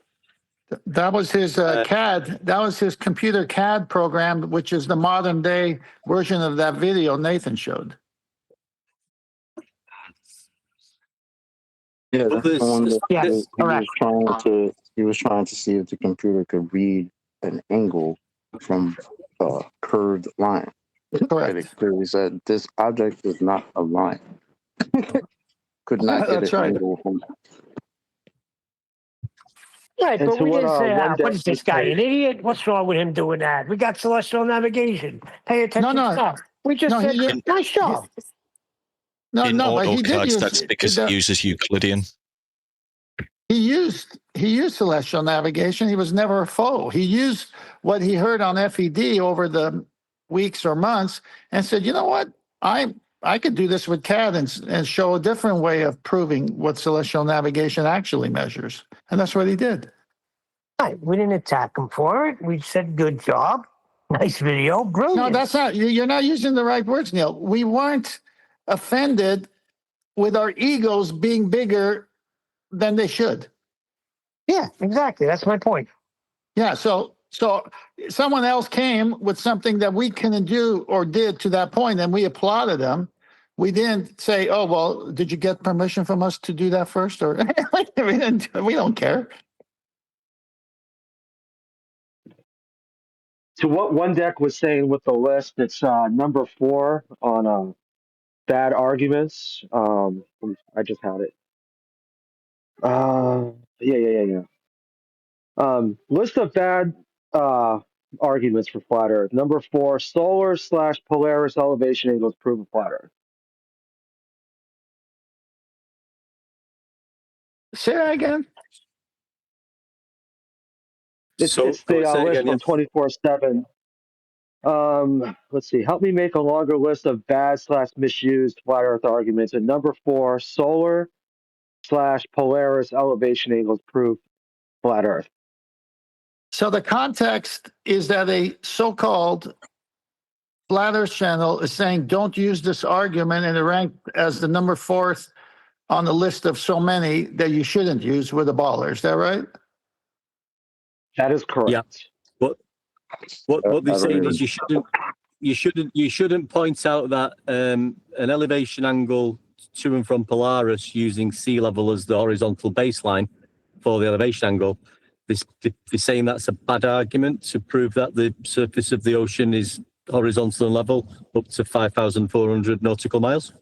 Well, that's exactly what the tool, the sextant angle, elevation angle does do. Exactly. So That's weird. It's not an argument, is it? You can use the sea level. It's a measurement. Yeah. And you're using the surface of Earth to obtain the elevation angle. And Well, it's across not the distance. Let me ask. So whoever's trying to put that on the list of bad arguments, are they saying that other elevation angles are okay to use as a good argument, and this one in particular is just bad? Or they're just saying elevation angles altogether are just bad arguments? Using an argument that ends the argument is a bad argument because it ends the argument, making it a bad argument. It's just a measurement of a flat Earth. Therefore, it's not actually an argument at all, but apparently it's a bad argument because it ends the argument. That's right. I mean, Basically, that's why. No, but that's why I wanted him to read it out, because they don't just say celestial navigation. They point there's a difference between an elevation angle from Polaris or another star or the sun.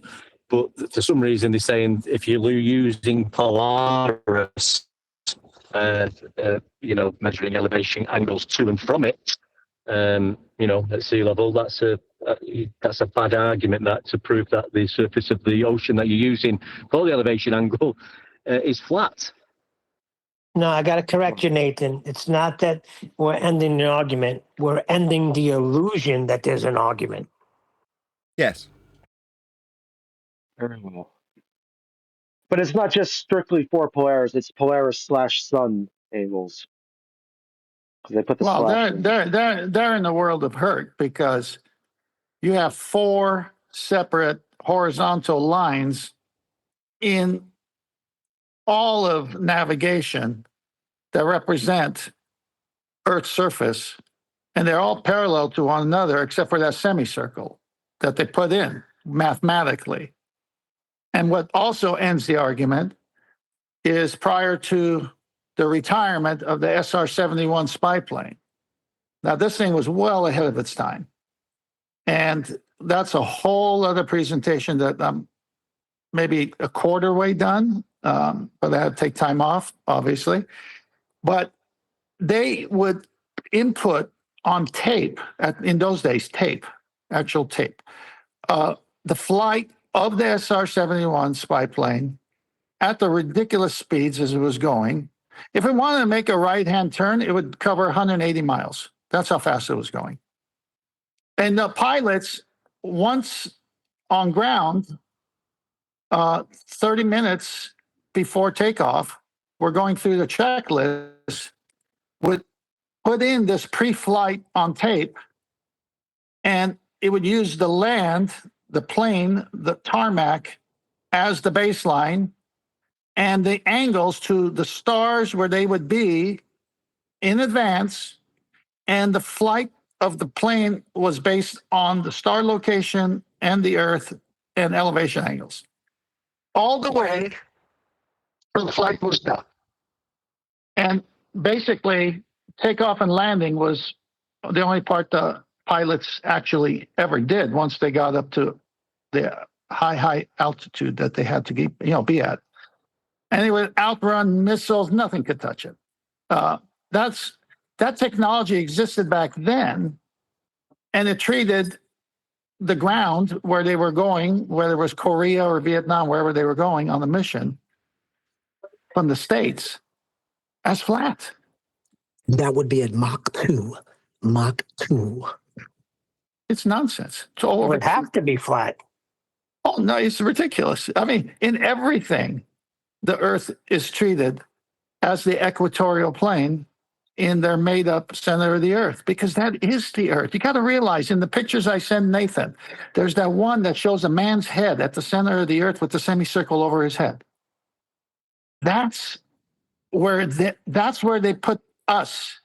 That's where the SR-71, that's where the pilot, the navigator, that's where we all are at sea level. That's what that is. They just brought it down. I mean, it's ridiculous that we covered a video on it a few last month or whenever. It wasn't an anti-flat earther or a glober. It was just something we found, somebody explaining how latitude and longitude is measured. And they had the picture of the globe. They had a segment sliced out like the iron that you show. And people inside it measuring on the horizontal plane to the semicircle above it, to get the latitude, and saying this is how it's done. Now, this was just a normal video, for people interested in how was latitude and longitude measured. Now, these people must be watching this and just thinking, well, yeah, that's how you do it then, from the center of Earth, not realizing that. Well, no, we have altitude and azimuth is the method. It's Cartesian. It always has been.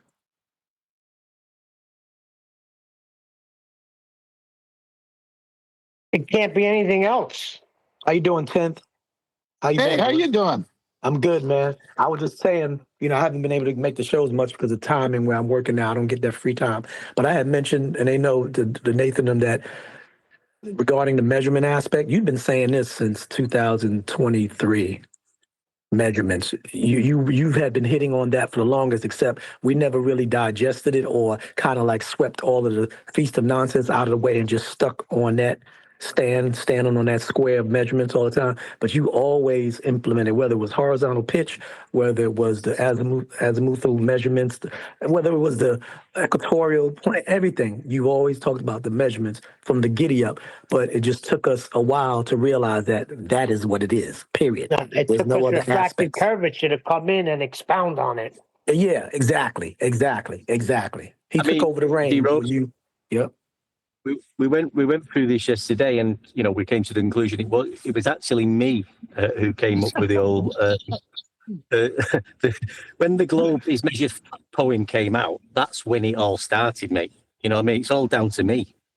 That's right. Let's give credit where it's due. Nah, Brian was saying it for years. It's just that Nathan was treating refractor like a special boy, so he paid attention to his special boy.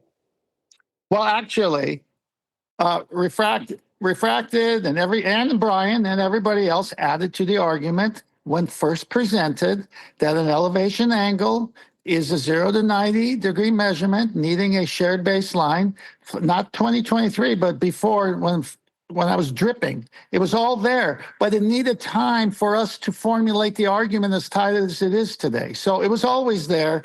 The measurement was always there. It's just we didn't say it as clearly as we're saying it today. You had to let it marinate a little bit. Exactly, Tent. Well said. No, it was everybody's effort to make it what it is today. Everybody's. And we got to think about it too. Back then, we had a lot of interjecting piece of nonsense with whatever the other so-called flat earthers were saying, and we were still arguing the issue about, even though we were moving away from it, we were still arguing about other things, trying to disprove the globe in other ways, other than the measurements. Even when we talked about the black swan, that was a measurement. We just didn't know how to implement that measurable, let's say, philosophy on top of that. We kept talking about the rigs being further away and all this other stuff. You know, all of that was, like she said, all of that was already there. Now we know the verbiage. Now we know the terminology. Now we know how to use the word to break it down. And it's a lot simpler now. It's very simple. No, my arguments are very concise now because of everyone's input. They're so concise, they're not arguments anymore. They're just measurements. Exactly. And that's what happens when you have time to do it in real life with opponents. And they say, well, okay, I could have done a better job. I'll do this. And it was like, why are they arguing with me? This is a measurement. And then next thing you know, wait a minute, that's the key. It's a measurement. Listen, the awakening was when refracted curvature said, you need a flat earth more than we do. Yep. That was the awakening point. I remember that. That's why he's the brain power we needed.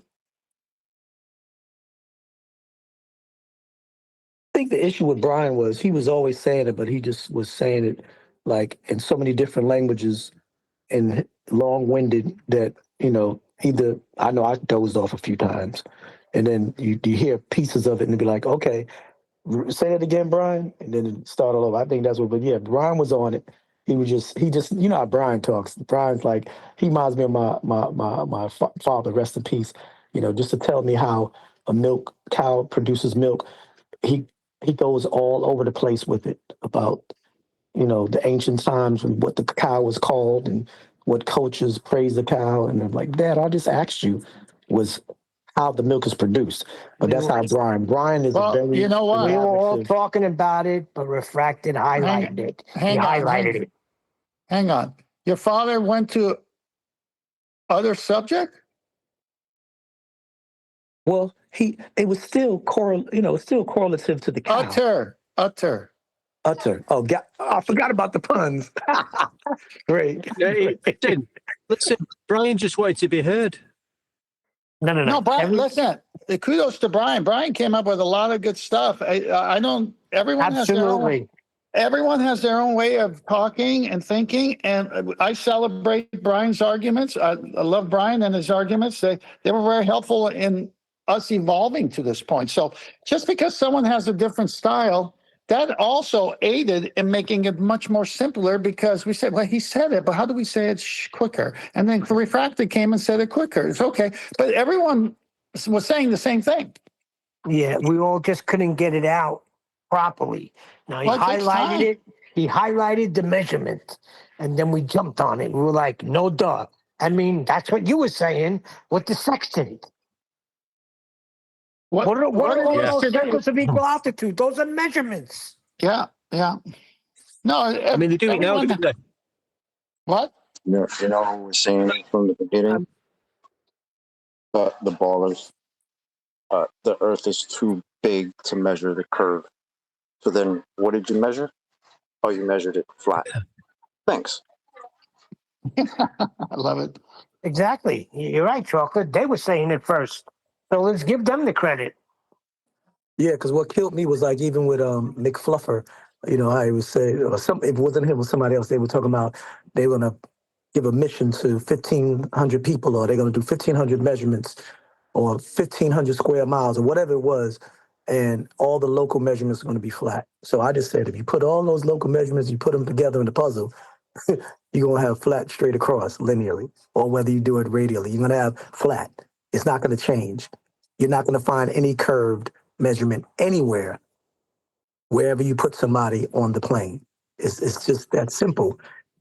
That's why you can't find any curve. That's why you only have local flat, because everything's leveled. So whether you're in Texas, Australia, Japan, South Africa, wherever you are, and then you take all of those and you put them all together and you meet at one point right in Washington, D.C. in the Capitol, guess what? It's going to be one straight linear horizontal traverse, period. Yeah, you're right. You're right there, mate, because they never talk about their measurements. I was talking to someone the other day about the sextant and elevation angles, and they're focusing, they're just talking nonsense about, how it's not using the surface of Earth, an elevation angle. Yeah, it needs a horizontal, but it's got... So they start arguing nonsense, but I just say, well, have you got any curvature measurements you can explain to me? And they won't answer that. They won't go there. As soon as they in the nonsense of talking about a sextant. That's where you end it. And talking absolute... Yeah. You ask them for curvature measurements, and that's it. It's over. Then they can't do a darn thing. The locally flat is only because of the limitation of our eyeballs. When you pull in a telescope or a P900 that has better optics, you see further than your limitation of your eyeballs allow you. So now it gets more distance that's flat, but then eventually that can't see further. That's why celestial navigation plows through mirages, atmospheric crap, all this stuff. It must be a shared baseline of 180 degree, must be a right angle triangle. The adjacent is sharing the same GP and navigator's position, both 90s on a straight line, which means the distance in between is the zenith distance. It's what, in my opinion, it's one of the best. It's not an argument. It's one of the best facts that you're using the surface of Earth for these distances, and I do throw the Eratosthenes one in there in our conversations, and Al-Biruni. Their evidence is also great. But I used to go in them politics server last year and before with that. I just exactly what you're talking about now, about using sea level, having the 2 points across it. Once you bring the eye down to surface level, and that distance between them 2 points along sea level can be distances up to 5,400 nautical miles. I mean, I was getting on everybody's nerve that much. They used to start calling me the elevation guy. Where's the elevation? That's what he was calling me in there. There goes that elevation guy again. Talking about measurements. Kick him out. Listen, you're shattering their illusion. If you go there now, nobody will be talking about the measurements. They'll be talking about how they'll get a ship and they'll say, look at the ship. You're not supposed to see that ship over there. But we do see that ship over there. Why is that? Well, it's very strange. Do you remember when you say it's worse than that, and then everyone would come in with it's worse than that?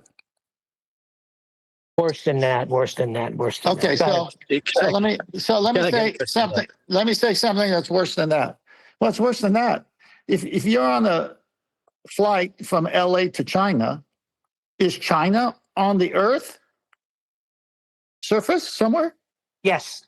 Okay, and is LA on the Earth's surface somewhere? Yes. Okay. No.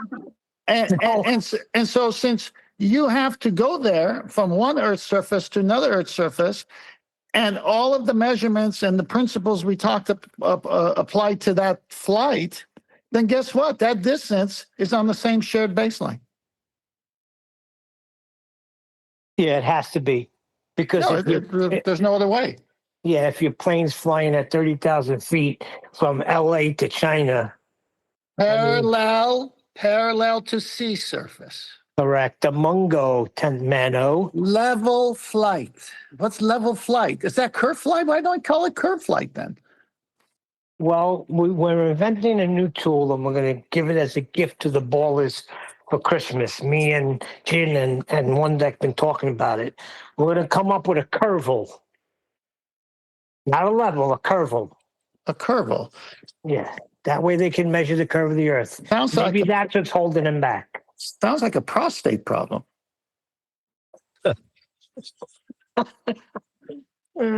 Let me read something that I shared from the Equatorial Mount telescope and how it functions.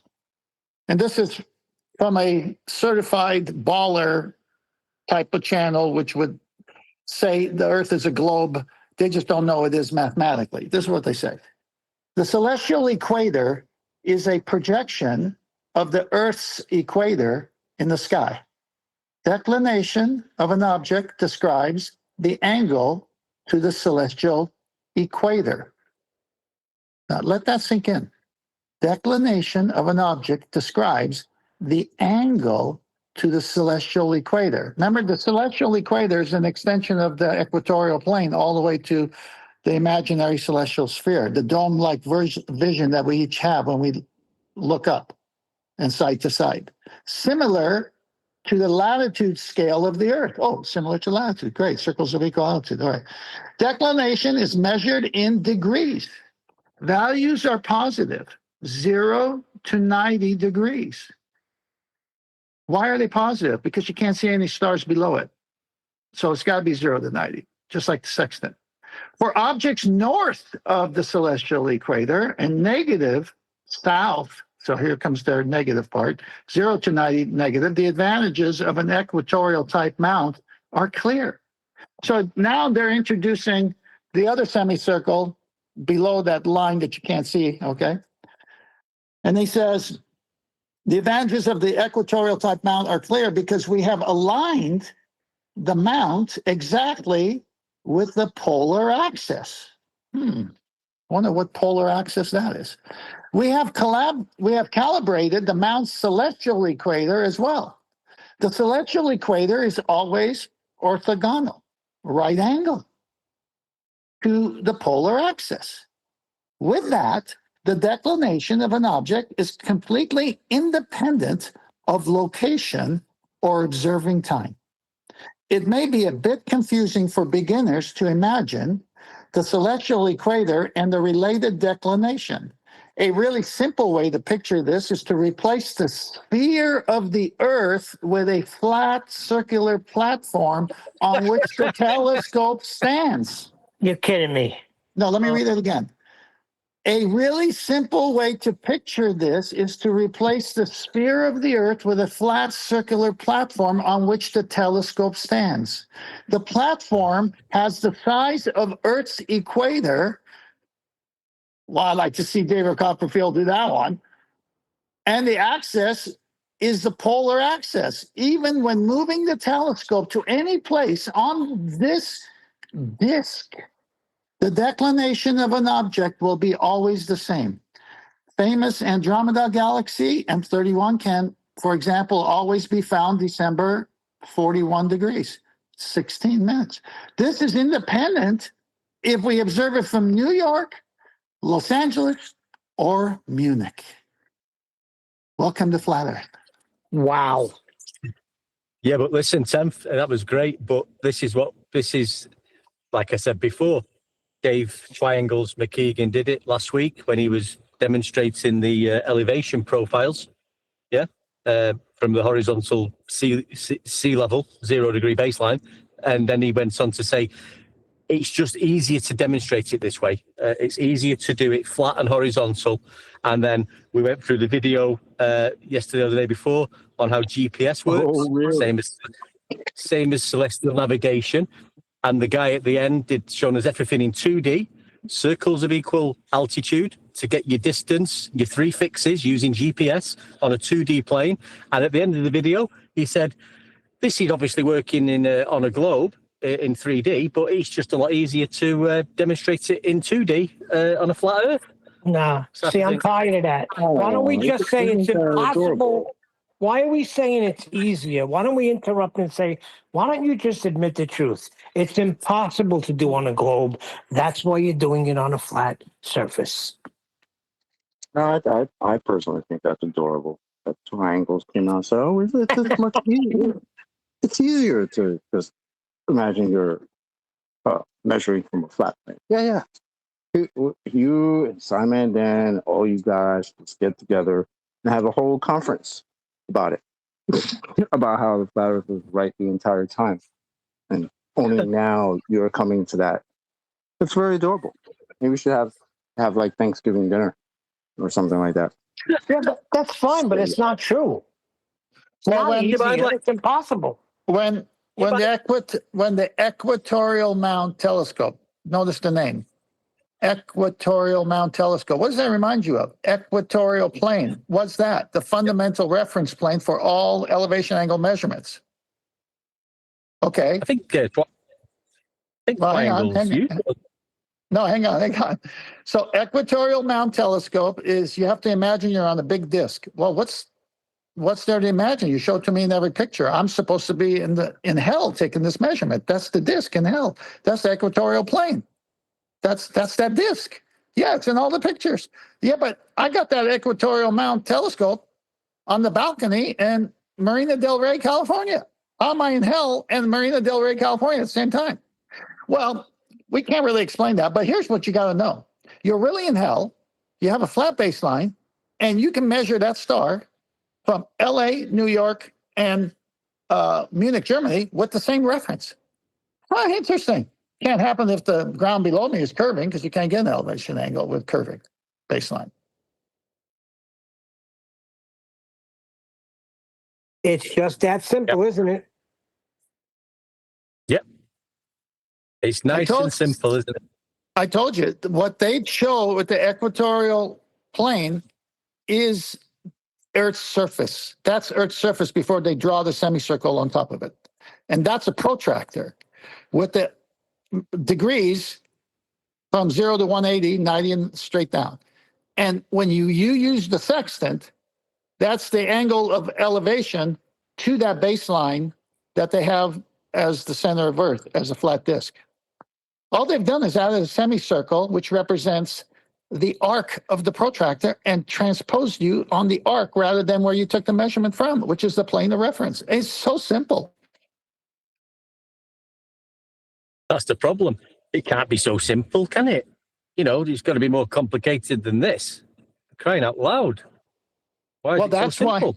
That's why they don't ever show, except in some rare occasions when I find a picture, 2 points on that reference plane, the GP, the star, and the navigator's 90-degree zenith position. They show a distance, they show the right angle triangle, but they show the semicircle where the star would be, and they only show it as if the navigator is holding a plumb bob with a protractor, and it's an inverted right angle triangle with the baseline in the sky. That's the only way they show it. Because if they dare show it in that box, that rectangular box, it's over. And fortunately for me and us, I found some of those pictures because they're rare. Shh, Tim, don't talk about that. Don't say 90. Gosh, I remember that, Chocolate. I remember a guy came on the show. He said, "Ted Man doesn't know anything. I've done celestial navigation, and we don't say 90 the way he says 90." And then it was like, "Shh, don't say 90." Don't say 90. I remember that. Don't forget, Temph, they was all doing celestial navigation before you brought it up, these Globers. They was all out on the boats. Yep. No, they were. And then my response to him was, when you take that angle, say 45 degrees from the horizon to the star, do you subtract that from any other number? Like, shh, don't say 90. Now, what we're saying is we're amazed at how many sailors came out that do celestial navigation and use a sextant after you came out with it. They came out from everywhere. All the Globers were masters. They were experts. They were experts. The problem, we've been doing it for years. It's globe proof. We've been doing it for years, but we were just keeping it hidden until you lot brought it up. Then we was going to bring it out anyway. They had a big problem. That's because the whole panel for a year had every show dripping all their books, all their mathematics, all their methodology, their tools, their numbers, their everything. We didn't use, there was one book I found using celestial navigation referencing FED's version of we live on a flat earth and this is how it's done. There wasn't one. All we had to do was go to their books and realize, wait a minute, they're not using the surface of this curve. They're using the equatorial plane. They never use the curved surface.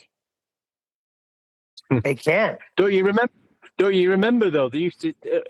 I don't know if it was a year in. They used to say, "Oh, that's all you lot go on about: celestial navigation, elevation angles. Can't you move on?" You know what I mean? I remember.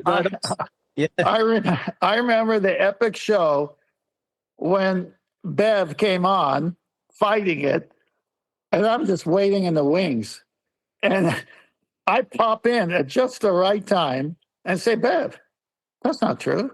You told me that when you see Polaris, you know exactly where you are because of an elevation. You told me that, Bev. You Oh got my I remember gosh. That was so epic. Yeah, because Bev was going around, I don't want to use profanity because it's been a nice clean show, saying you know what was an angle. And 10th Man was just waiting. I seen his icon there and popped in just at the right time. And that was on his show, correct, 10th Man? I was on Bev's show talking to him, and he said to me, hey, you do know that an angle to Polaris lets you know exactly where you are on Earth. Okay. Oh, dear. Yeah, but you can't mention it's on a list that now, mate. You can't mention anything about that now, Tim. It's on the list, mate. Well, I've been absent for a long time, so I haven't seen that list. So I don't even show it to me, please. Well, we came out about a month ago. This guy Lotrek had the list. And now I know there's an extended list. Vaxie knows more about the extended list than I do. I think it comes from 24/7. Is that the one that extends to the celestial horizon list to the imaginary celestial sphere? So it's extended like that? That's the one. Oh my gosh. This take light years to figure out.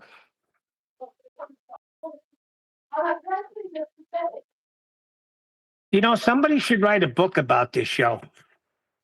Yeah, someone did. You got background noise, somebody. Yeah, it's probably Nathan. Anyway, that was a fun show, guys, today. I'm glad I was able to jump on. Yep. Yeah, great to have you, mate. Really good to hear you. And it's really good to see you, 10th. Well, you didn't see me, you heard me, but yeah, I'll accept that. You know, we got to be exact here on the show. You didn't see me, you heard me, so you got to be exact. You know how the ball is holding us to everything. Hyper-specific. Hyper-specific. But you know what? I'm gonna give it just semantics. Exactly. Yeah, check this. Words Check this out. and stuff.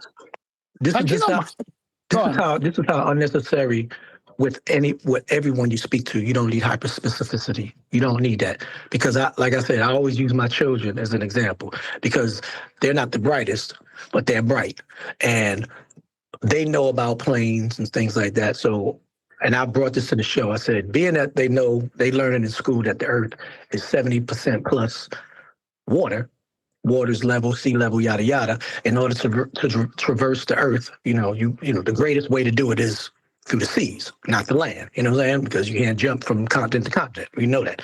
And secondly, when planes say that we're now at 37,000 feet, and that is sustainable all the way across the flight. And if they happen to go over, say, a landmass with some topographical variant mountains or hills, it's not like the altitudinal distance from the sky. They don't say, oh, now we're flying at 35,000 or 36.5. They consistently talk about 37,000, just an example, because they're talking about the sea level, because the majority of the Earth is the sea, and that's what they base their angular measurements from the surface of the earth. Yes, the water is the earth, y'all. Everybody always try to say the earth is the dirt that we want. No, the earth consists of the water as well, and the greatest mass of the earth is the water. So water's level, the elevation is 37,000 feet. It stays like that for your 4-hour flight. 4-hour flight consisting of 500 to 2,000 miles. What does that tell you? Exactly. You mean sea level? The children know. They know. Yeah. Well, insurance companies know too, because if you buy beachfront properties and your insurance premium is 4 times higher, like $3,400 a year, you say, how come my insurance went up? I just moved from inland to the coast. You say, well, you're only 6 feet above sea level and you're in the flood zone. Oh, dear. Oh, my goodness. Got him. Got him. They didn't say sea curval, right?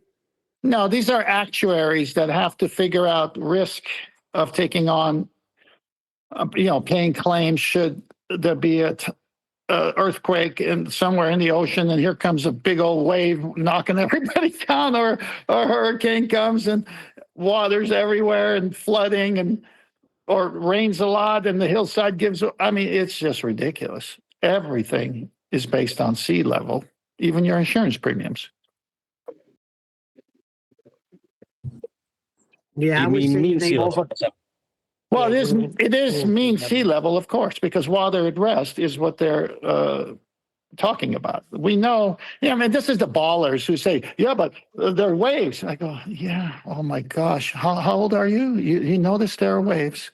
Well, why don't you just pour a glass of, since we got gin here, gin and tonic, and move the glass. Oh, you made some waves. Okay, now put it on the counter. Now put it on the counter, what does it do? Oh, it acts like a spirit level and water's at rest, and it tells me I'm level. Exactly. And that's the other thing that I always say. You hot micing, Matt. That's what I did on the airplane with people with the see-through plastic glasses when they would bring the drinks. I'd say, interesting how your Coca-Cola is level. It is interesting. I mean, it was fun to do. Yeah, I was saying, Tent, that they made it so complicated, like with all this heliocentric nonsense. They baffled you with nonsense, and they overcomplicated things. The same thing with Christianity. They made Christianity so difficult when there's a few steps you need to get saved. I know things come after that, but I was putting it together like a comparison. Well, we have a enemy in the spiritual realm called the devil, Satan. And what better way than to start up religions, even with the name Jesus Christ in it, but talk about the wrong Jesus and the wrong form of salvation based on works, not grace. When Jesus himself says, when someone says, how do I do the Father's will? Jesus says, you want to do the Father's will in heaven? Believe on the one who he has sent. Really, that's it. Believe on the one whom he has sent. That's it. That's how I get saved. That's how I do the Father's will. Yeah, because I am the only way of salvation, because I have to be the atonement for your sin. God is perfect, and he must justify why he's forgiving you. So I must be punished in your substitution, for your substitution. And so if you believe in whom the Father has sent, that starts your spiritual journey of saying, God, thank you for forgiving me my sins because of Jesus Christ. And then you can read the Bible with the Spirit's help and not get caught up in the cults. Right, because one man sin entered, and through one man salvation was given, right? And they do the same thing in heliocentrism. They baffled us with all the mathematics and made it so complicated that when we're saying it's just measured flat, people are saying it can't be that. It's too easy. It's got to be something more complicated. I've got hundreds of books, and I'll show you that they say it in their books. Would you believe it then? Well, that's the thing. We use their books, right? Well, that's the way you kill them.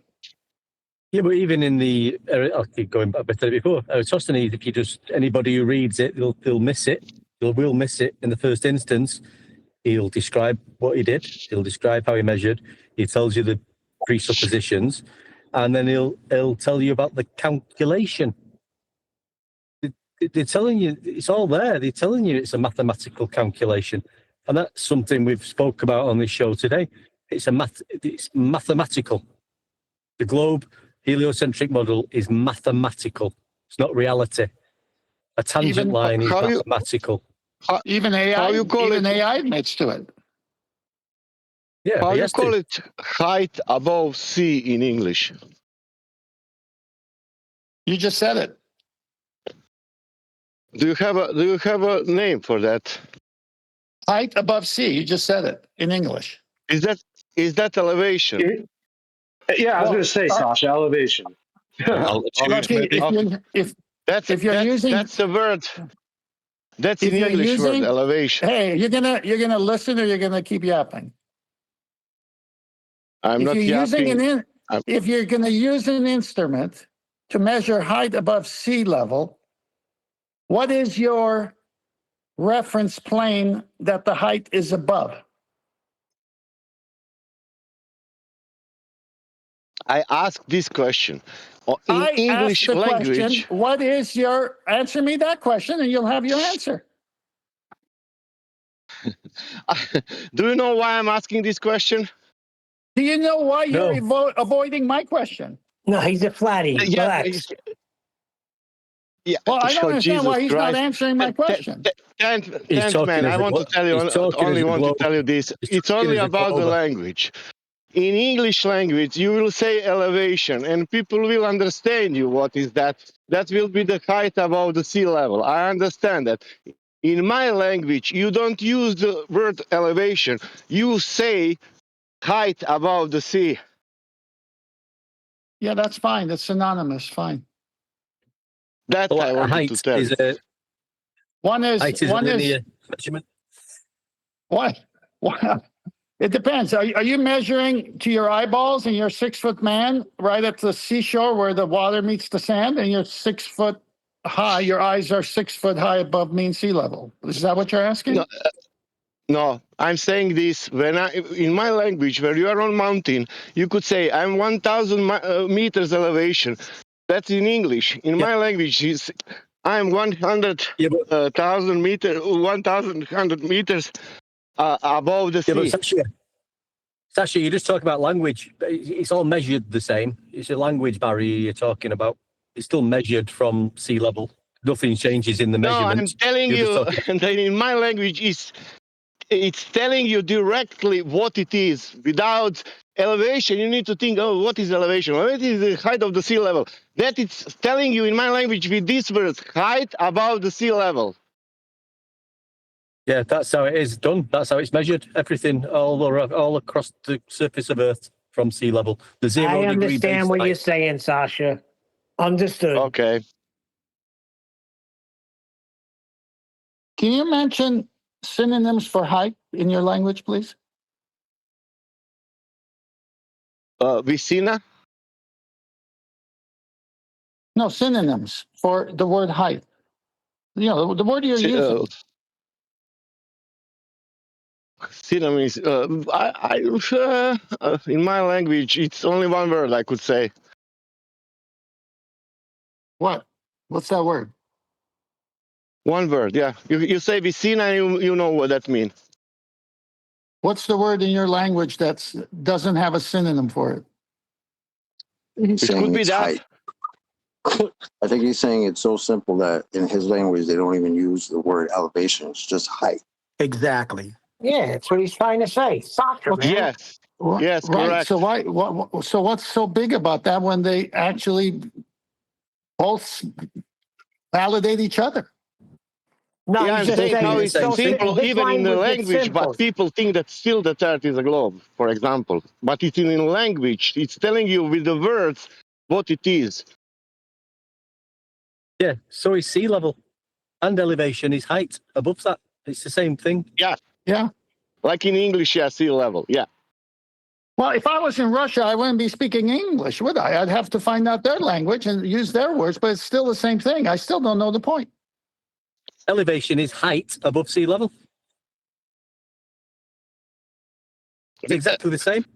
Yeah, he's saying in his language it's plain and simple. Elevation is a Latin word. Man, I could say elevatia. That means that's like a technical word. That's somehow you use to put in a book or something like that, you know.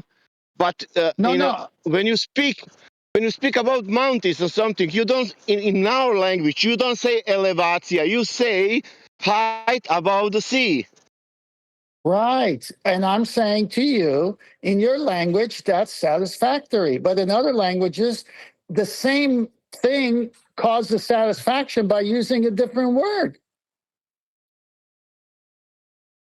Yeah, I mean, for example, for the plane, you know what is plane? It's flat things, flat region.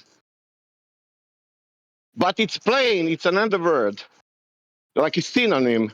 For our, it's ravnica, it's one word. That means flat. It's coming from the word flat. That's what planes are normally flat, yeah. Just a different language, Sasha. But in our language, it's properly that. It's coming from the word flat. You can use other synonyms, but they're using word flat to describe that region. What's your language, Sasha? Serbo-Croatian. Great. In your country, I'll use that word. In my country, I use elevation. Yeah, I know. It's a Latin word. So what's the point? I don't get it. Jesus Christ. King of Kings and Lord of Lords. My goodness, don't take the Lord's name in vain. Sasha was just trying to say it's very simple in his language. That's it. There's really a problem between the two. Yeah, but Neil, it's very simple in any language. Our Earth's measured. Elevation is height above sea level. Height is forget it, Sasha. Yeah, I know. Anyway, I got Sasha's point, but I'm trying to tell him to relax a little bit because in our language, it decries the same interpretation because that's in our language. It's the same word used by the word elevation because when you look it up, it tells you what it is. Yeah, of course, I'm not disagreeing that English language is a bit, saying something differently. Yeah, but it's the same thing. It's the same as yours. So we honor different languages. When I speak my mother tongue, I say, well, this won't make sense if I literally explain it. I can't explain it. Come on, they spell Philip PH instead of FI. The Don English, they complicated everything. For example, I will give you a better example. Evidence and proof. Isn't that the same thing?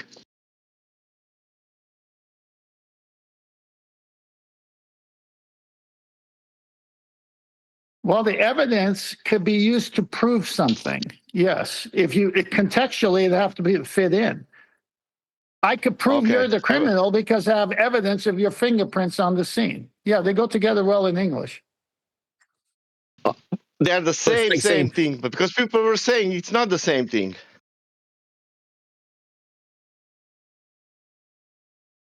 Well, the evidence of a globe Earth measurement is actually a flat Earth measurement, so that evidence isn't true. It's not proof. Can something be evidence and not proof?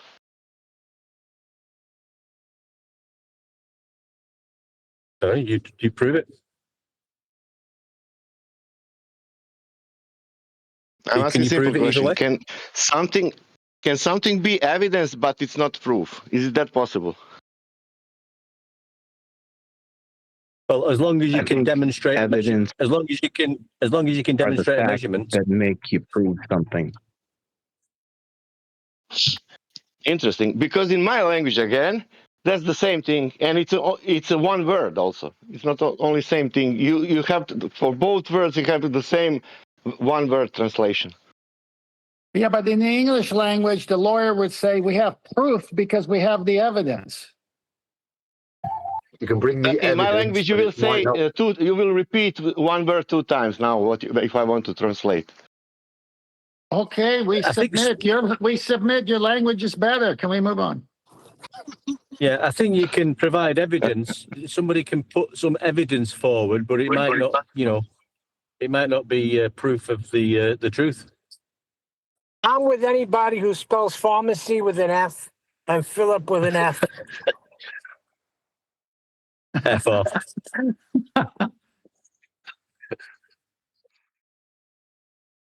Anyway, see that slide? Do you see that slide that Nathan's got up right now? Yep. That's the astronomical rectangle. The inverted right angle triangle, which is the red zenith line of the observer holding a plumb bob with a protractor, it comes to one point where the vertex of the observer is, because you already know the co-altitude, which is the zenith distance. But if you're at sea, you have to use the other method, which is the right angle triangle on the surface of the ocean, and it gives you that angle, which you must minus from 90 to get the zenith distance. So one is a direct means when you're on land and you're not being tossed around on a boat. And the other is you have to go 2 steps, minusing it from 90.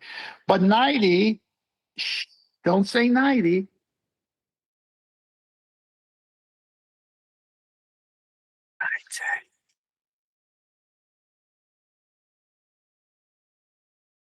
And that's, if you look at this picture and you put a semicircle on it, this is how they do it. And that red dot, instead of being the surface of the Earth, is at the equatorial plane instead of where they show it right there. Yeah, but the horizon line and the co-altitude line are slightly curved, mate. Yeah, I never liked this picture. No. That's the beauty of this picture. Oh. Because this geometry, the geometry in the sextant is planar geometry, and it proves later it gets converted to spherical geometry. Okay, if you would have me go with the modeling and the fakery. And so that's why they have a curving. But to get the measurement, it cannot be curving. It's a beautiful picture. Got you. Bit like the globe Earth calculator. Yes. It measures a flat Earth and then calculates a curve. Yes. Mathematically, right? And there's that next slide that shows how it's done versus what they say it's done.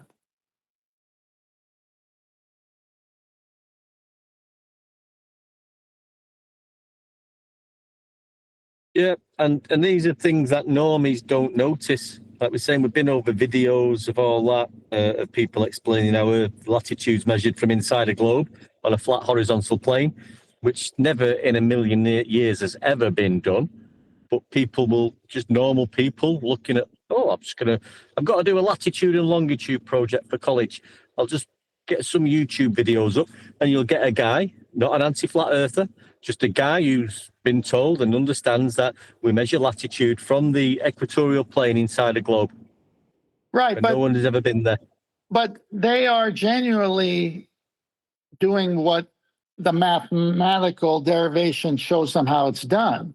They are not taught to go back to the origin of the measurement that was empirical and then later change mathematically. They're in the mathematical, how can I put it, reality, false reality as it is. They're not in the real reality. I mean, they're holding a tool that measures the real reality, but they're thinking they're in the mathematical reality. Well, they're in the illusion. They're in the mathematical globe illusion. Yeah, exactly. They're talking about what came after the flat Earth measurement. Right. Not how that got there in the first place. It's only the tiny titter-tosser steps. And that was the basics of it. It was the tiny titter-tosser steps of an elevation angle over surface level and line of sight parallel to each other and depression angles. That's all there was to it, to come up with this nonsense in the mathematical world of conversation about the globe and measuring angles from within the sphere where no one's ever been. One day. So we're all talking. Yeah. I know how you feel. I felt the same way. But you know what I found out? What? And then I show them. See, that's how you break in. I was like you. But here's what I found out. Now you break away that barrier of pride. Speak for yourself, Wadek. I've been there plenty of times. I actually vacation there in the summer. No, you have. No, chocolate is more right than you think. What they show is the Earth. The equatorial plane is the Earth. We're still there. We're all been there. And we're still there. They're still on it, measuring elevation angles. Yeah. And just because you have a semicircle over your head in the drawings, once they understand that's the arc of a protractor, and which lines perfectly with your perspective as 0 to 90, what a star would do. Oh, you mean they transpose me mathematically on the arc when I'm really here? Yeah, that's what's happening. Yeah, I remember the protractor. That was a killer when you broke that down. It's like eye-opening, you know? Yeah, well, it's how they did it. Yeah, and it's how they're still doing it. And Yeah, we're here to point it out that is the mathematical illusion after the physical measurement reality.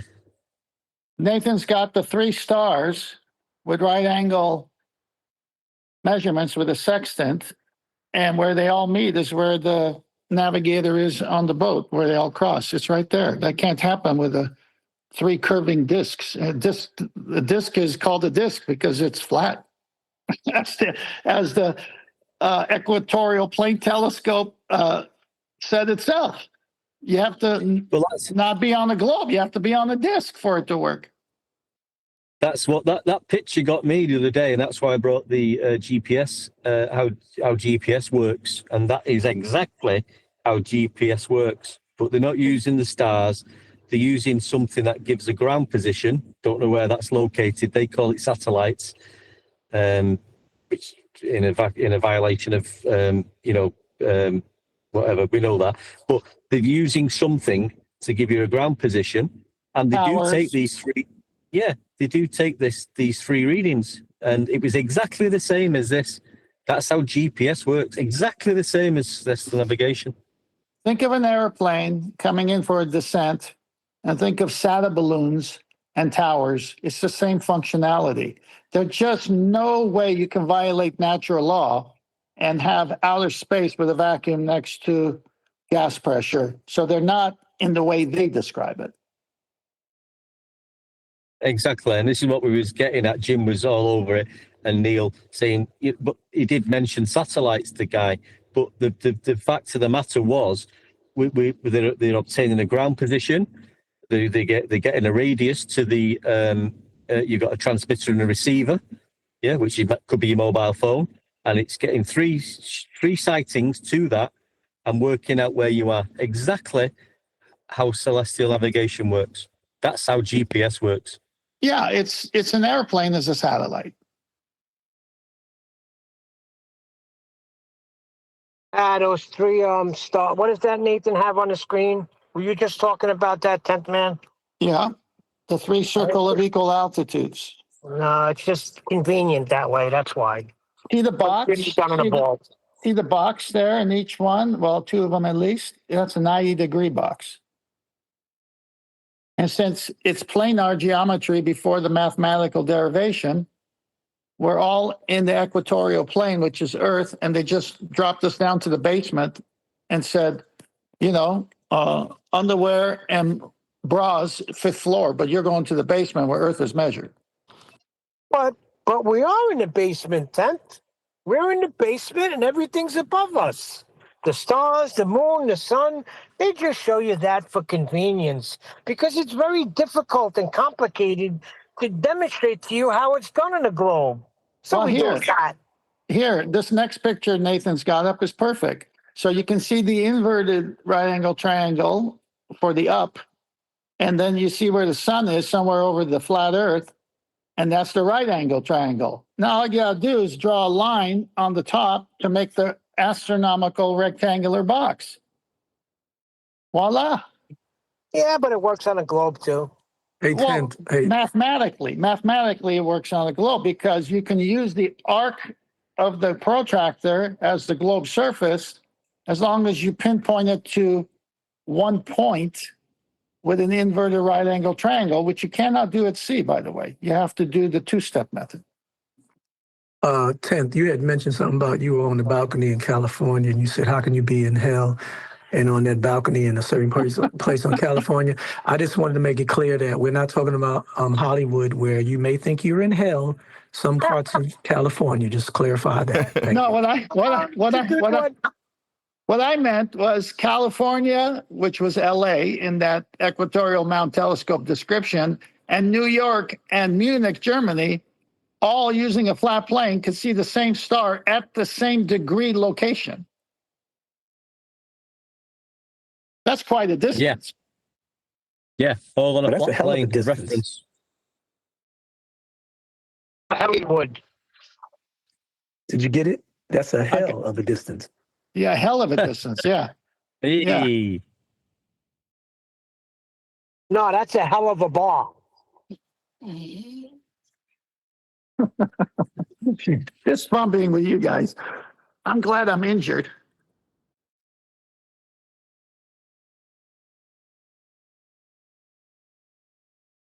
Yeah, we got intestinal fortitude. What do you mean you're dry? Oh, that's a very good pun right now. You all right, Tom? I like that, Neil. It was a good one, right? I pulled that from left field. That was good. I missed it. That went right by me. What did you say? I said we got intestinal fortitude now that 10th is here. I'm battling a hernia. That was really good.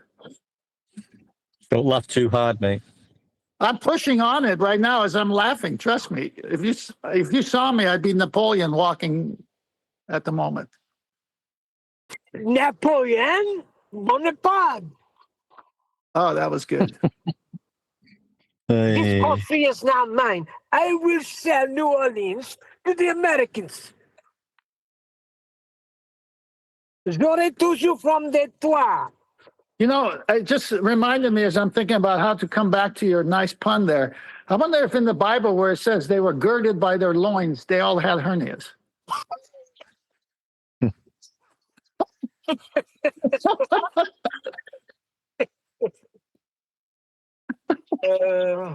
Well, if that's the case, then we'll use all body parts and we'll give them the right hand of fellowship.